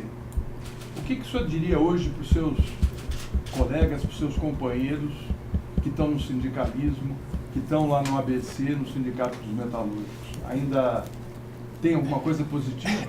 Não, eu não queria dizer para os metalúrgicos, não, eu queria tentar discutir com os meus companheiros do movimento sindical. Ô, gente, a classe trabalhadora mudou. A classe trabalhadora de 2020 não é mais a classe trabalhadora de 1980. Sabe, mudou. Mudou profissionalmente, mudou intelectualmente, sabe? Hoje o trabalhador não é mais o trabalhador que trabalha de fábrica, ele trabalha fora, ele trabalha em casa, ele trabalha fazendo bico, ou seja, não tem mais aquela classe trabalhadora concentrada dentro de uma fábrica como tinha antes. Hoje o cara tá num shopping, hoje o cara que não tem condições de se unificar, porque cada loja é uma loja. Então está mais difícil fazer sindicalismo hoje. Está muito mais difícil fazer sindicalismo. Eu ia na porta da Volkswagen em 80, era 40 mil trabalhadores. Hoje aquela Volkswagen são apenas 12 mil trabalhadores, é um desmonte daquela fábrica. Então o mundo do trabalho mudou. O mundo do trabalho mudou radicalmente e nós temos que repensar como reorganizar a classe trabalhadora. O cara que trabalha por conta própria, o cara que trabalha individualmente, o cara que trabalha em casa, o cara não tem mais a mesma consciência de classe que ele tinha naquele tempo. Então, o papel do movimento sindical agora é tentar repensar como organizar a classe trabalhadora, como eu representar os trabalhadores. A Volkswagen tem mais ex-metalúrgico fora do que lá dentro. Quem é que representa esses ex-metalúrgicos? Então, o movimento sindical tem uma tarefa forte de descobrir um novo discurso e uma nova razão para a sua existência. Para encerrar, presidente... Ainda não está encerrando, não. Eu quero já... Não, ainda falta 14. Então tem mais. Para pré-encerrar? Para pré-encerrar. Eu queria saber o seguinte... Eu não tenho nenhuma pressa, viu? Nem nós também não. Eu recebi muitas mensagens durante esses 7 meses que eu e a Mônica estávamos aguardando para fazer essa entrevista, e as pessoas que me escreveram, a grande maioria, quer um posicionamento do senhor de otimismo. Ou seja, elas estão precisando de injeção de otimismo. O que o senhor teria a dizer a essas pessoas que estão no Brasil querendo uma saída melhor? Se quer otimismo, é comigo mesmo. Vamos lembrar que quando eu fui eleito em 2002, qual era a lógica do Brasil? A lógica do Brasil era o seguinte: o Brasil tem uma dívida externa impagável, o Brasil está quebrado e você não vai conseguir governar o país. Foi assim que eu entrei para ser presidente da República. Quando eu entrei no sindicato, também disseram, olha, tem a lei de greve, a estrutura sindical é a cópia fiel da Carta de Lavoro de Mussolini, você não vai conseguir mudar o sindicato. Em 3 anos, a gente mudou o sindicalismo brasileiro. E em 3 anos, nós começamos a mudar o Brasil. É por isso que eu digo, você tem que ter credibilidade, você tem que construir uma relação de confiança com a sociedade e você tem que fazer com que a sociedade confie em você, interna e externa. Por exemplo, eu às vezes fico chateado porque tem muitos empresários covardes que poderiam, nesse instante, estar brigando pelos interesses do Brasil. Sabe? O Brasil forte, indústria forte, é bom para o Brasil. Nós precisamos ter indústria forte, ter empresário forte. Sabe? Nós precisamos ter. Cadê essa gente que não se manifesta? Sabe? Nós estamos vendo destruir a educação. Cadê o pessoal que não se manifesta? Então, eu acho que como nós já provamos que é possível construir esse país, as pessoas têm que acreditar que depende de nós, depende de cada um. Não adianta ficar xingando o Bolsonaro e achando que ele vai fazer. Ele não vai fazer. Quem coloca os ministros da educação que ele colocou não gosta de educação. Quem coloca o cara do meio ambiente que ele colocou não gosta do meio ambiente. Então, ao invés de ficar esperando, quem coloca o Guedes na economia não gosta do povo.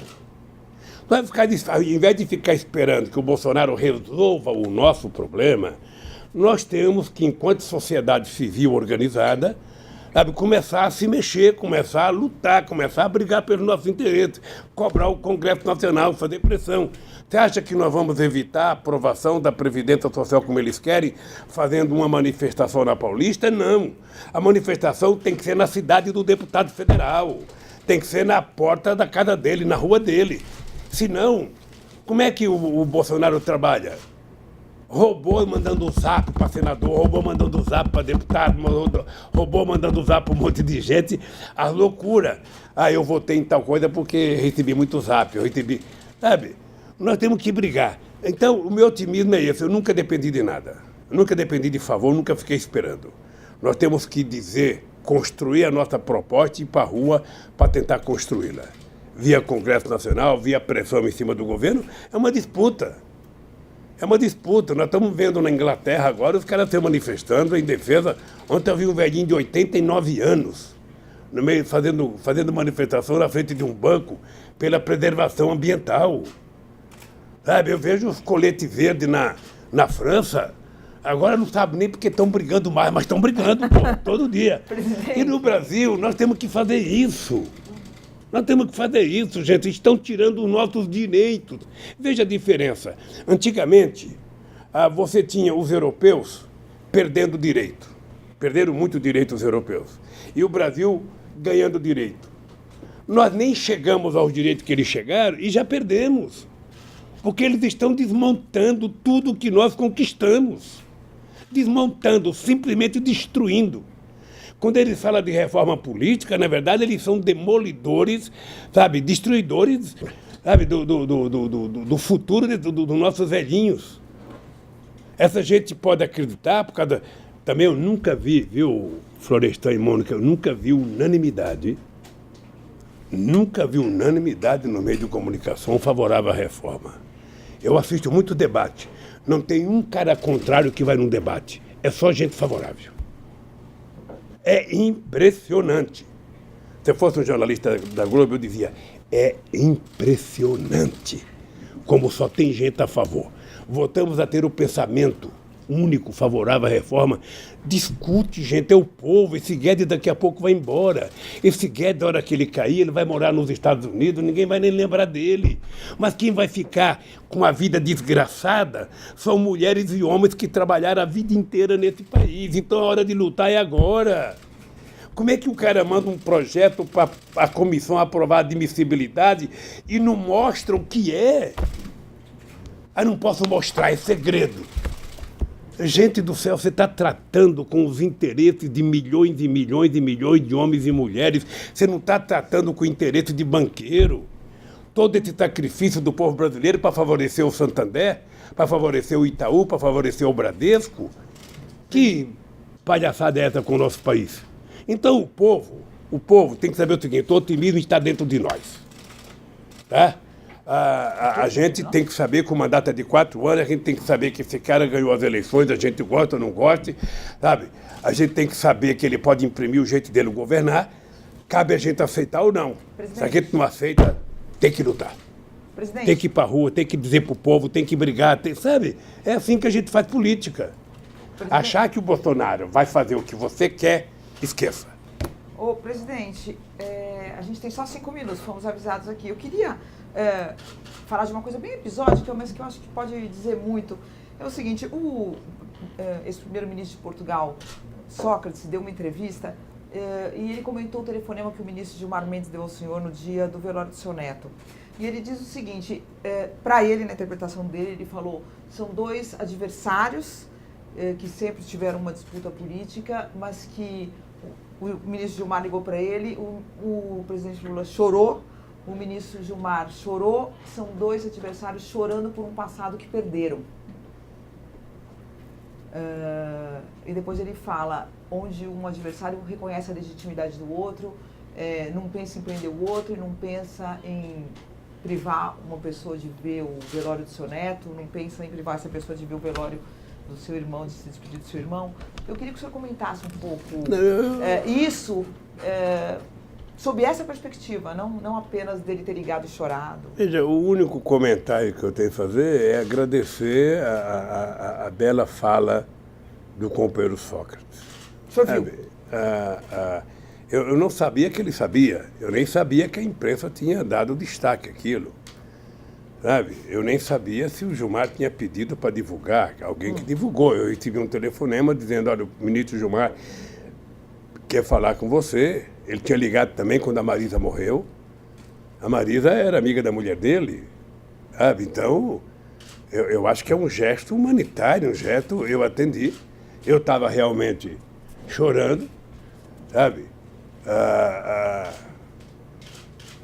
Eu vi o Sócrates dizer que ele chorou, ou seja, eu não ouvi porque foi uma conversa muito rápida também, sabe? Mas eu sou agradecido ao Tasso Gereissati, que mandou um telegrama, sabe? Me dizendo palavras carinhosas sobre a morte do meu filho, dizendo eu também sou avô. Então, sabe, eu acho que, graças a Deus, a internet ainda não acabou com um pouco de humanismo que existe dentro de nós. Sabe? Ainda sobrevivemos. E tem gente que consegue sobreviver. Sabe? Em compensação, tem canalhas e mais canalhas e mais canalhas que vai para o Twitter falar bobagem e mais bobagem. Esses eu trato como canalha, que não merece o menor respeito. Aliás, eu nunca gostei muito de gente que utiliza Twitter porque é só meia palavra, ou seja, aquele já diminuiu o vocabulário das pessoas, sabe? Com o tempo esse cara não vai saber nem escrever mais. O senhor fica mais preocupado aqui, preso na Federal, com o que lá fora? Com seus filhos, com a sua família? O que lhe preocupa? Saber que eles estão passando dificuldade para se colocar na sociedade? Porque diferente do que disseram, muitos não estão numa situação financeira... Não, estão todos mal. Todos mal. Eu estou com os meus bens todos bloqueados. Você veja o absurdo, uma coisa absurda, só para lembrar o que está acontecendo nesse país. Eu tinha sido multado em 32 milhões de reais para pagar não sei o quê. O STJ diminuiu para 2 milhões. Ora, qual é a diferença de 32 para 2? Qual é a lógica? Qual é a lógica até de multar em 2? Mas o senhor assinou essa lei, presidente? É uma lei que exige o pagamento de uma multa para poder... Não, mas deixa eu falar uma coisa para você, querida. Eu estou fazendo a comparação de 32 para 2. Tá? E depois dos 2, o suposto apartamento que o Moro mentiu dizendo que é meu, ele colocou no leilão. E quem ganhou deve ser o amigo dele, porque aquele contígio não comprava aquilo do jeito que comprou. Alguém que comprou é amigo do Moro. Ali foi um ajeito. Ali foi um trambique que foi feito. Mas o cara comprou um apartamento por 2 milhões. Olha, se o apartamento foi vendido no leilão por 2 milhões, o 2 milhões era para Petrobras. Então, qual é... Amor, está apenas lembrando isso. Então, eu espero que a partir desse processo que nós ganhamos em São Paulo, que a dona Marisa ganhou, eu espero que as pessoas desbloqueiem os bens, pelo menos na parte da dona Marisa, para que os filhos possam, pelo menos, sobreviver dignamente. Preocupado com seus filhos, então? Eu fico. Não, mas eu tenho preocupação com meus filhos. Eles vêm aqui me ver sempre, mas eu fico preocupado com a situação do Brasil. Eu, sinceramente, eu não consigo imaginar os sonhos que eu tive para esse país. Eu não consigo imaginar o sonho que eu tinha quando a gente descobriu o pré-sal para fazer esse país virar gigante. Sabe, eu tenho orgulho e eu sonhei grande, porque eu passei a ser um presidente muito respeitado. Aqui na América do Sul, o Brasil era referência. Eu sonhava criar um bloco na América do Sul para a gente ter força nas negociações com a União Europeia, com os Estados Unidos, com a China. Individualmente a gente é muito fraco. Sabe, eu fui o único presidente a ser chamado para todas as reuniões do G8. O Brasil foi, eu digo eu porque eu era o presidente, mas o Brasil foi muito importante no G20, tudo isso desmanchou. Tudo isso, agora eu vejo o prefeito de Nova York não quer fazer um jantar com o presidente do Brasil, o dono do restaurante se recusa. A que ponto nós chegamos? Que avacalhação! Um país, sabe, que em 2008, quando nós ganhamos as Olimpíadas, eu tinha certeza que o Brasil chegaria a ser a 5ª economia do mundo. Eu até brincava com os alemães, ó, se prepare que nós estamos chegando aí. Se prepare. O Brasil não tem limite. Pessoal, então, o nosso tempo se esgotou, me desculpem. Presidente, a última pergunta que eu poderia fazer? Se o senhor algum dia sair, além de tomar uma cachaça... Eu vou sair, querida. Espero que você esteja aqui. Não. Presidente, além de tomar uma cachaça aqui com os seus apoiadores, qual a primeira coisa que você vai fazer, além de tomar essa cachaça? Eu adoraria poder um dia fazer um debate numa universidade com o Moro e com o Dallagnol junto. Adoraria um debate. Eles levando as milhares de páginas que eles contaram mentira e eu levando a minha verdade. Eu adoraria. Sabe, com a cara boa, tranquila, bonitão como eu estou hoje, sabe? Para discutir esse assunto. Mas, na verdade, eu quero comer um churrasco, uma bela de uma picanha, uma panceta bem passadinha e tomar como diria o Zé Alencar, tomar um golo. Sabe? Mas eu vou fazer. Tenho paciência. Eu quero agradecer a vocês, sabe? Eu quero agradecer. E, sobretudo, agradecer à Justiça, que fez justiça nesse caso, né? Eu poderia ter feito isso antes das eleições de 2018. Lamentavelmente não foi feito, então quero agradecer a vocês dois, sabe, pela briga pela tenacidade e espero que tenhamos outras entrevistas. Tá? Se deixarem.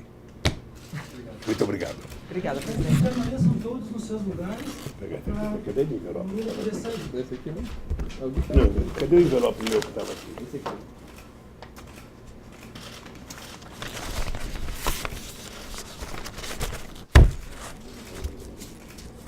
Essa grade.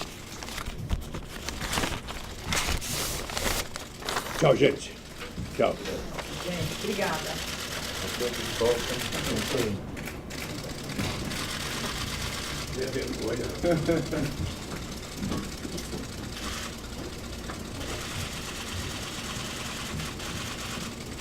À vontade, pessoal. Se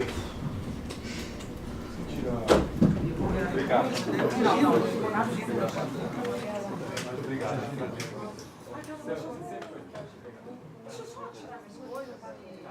Não, você não está apurado. Não.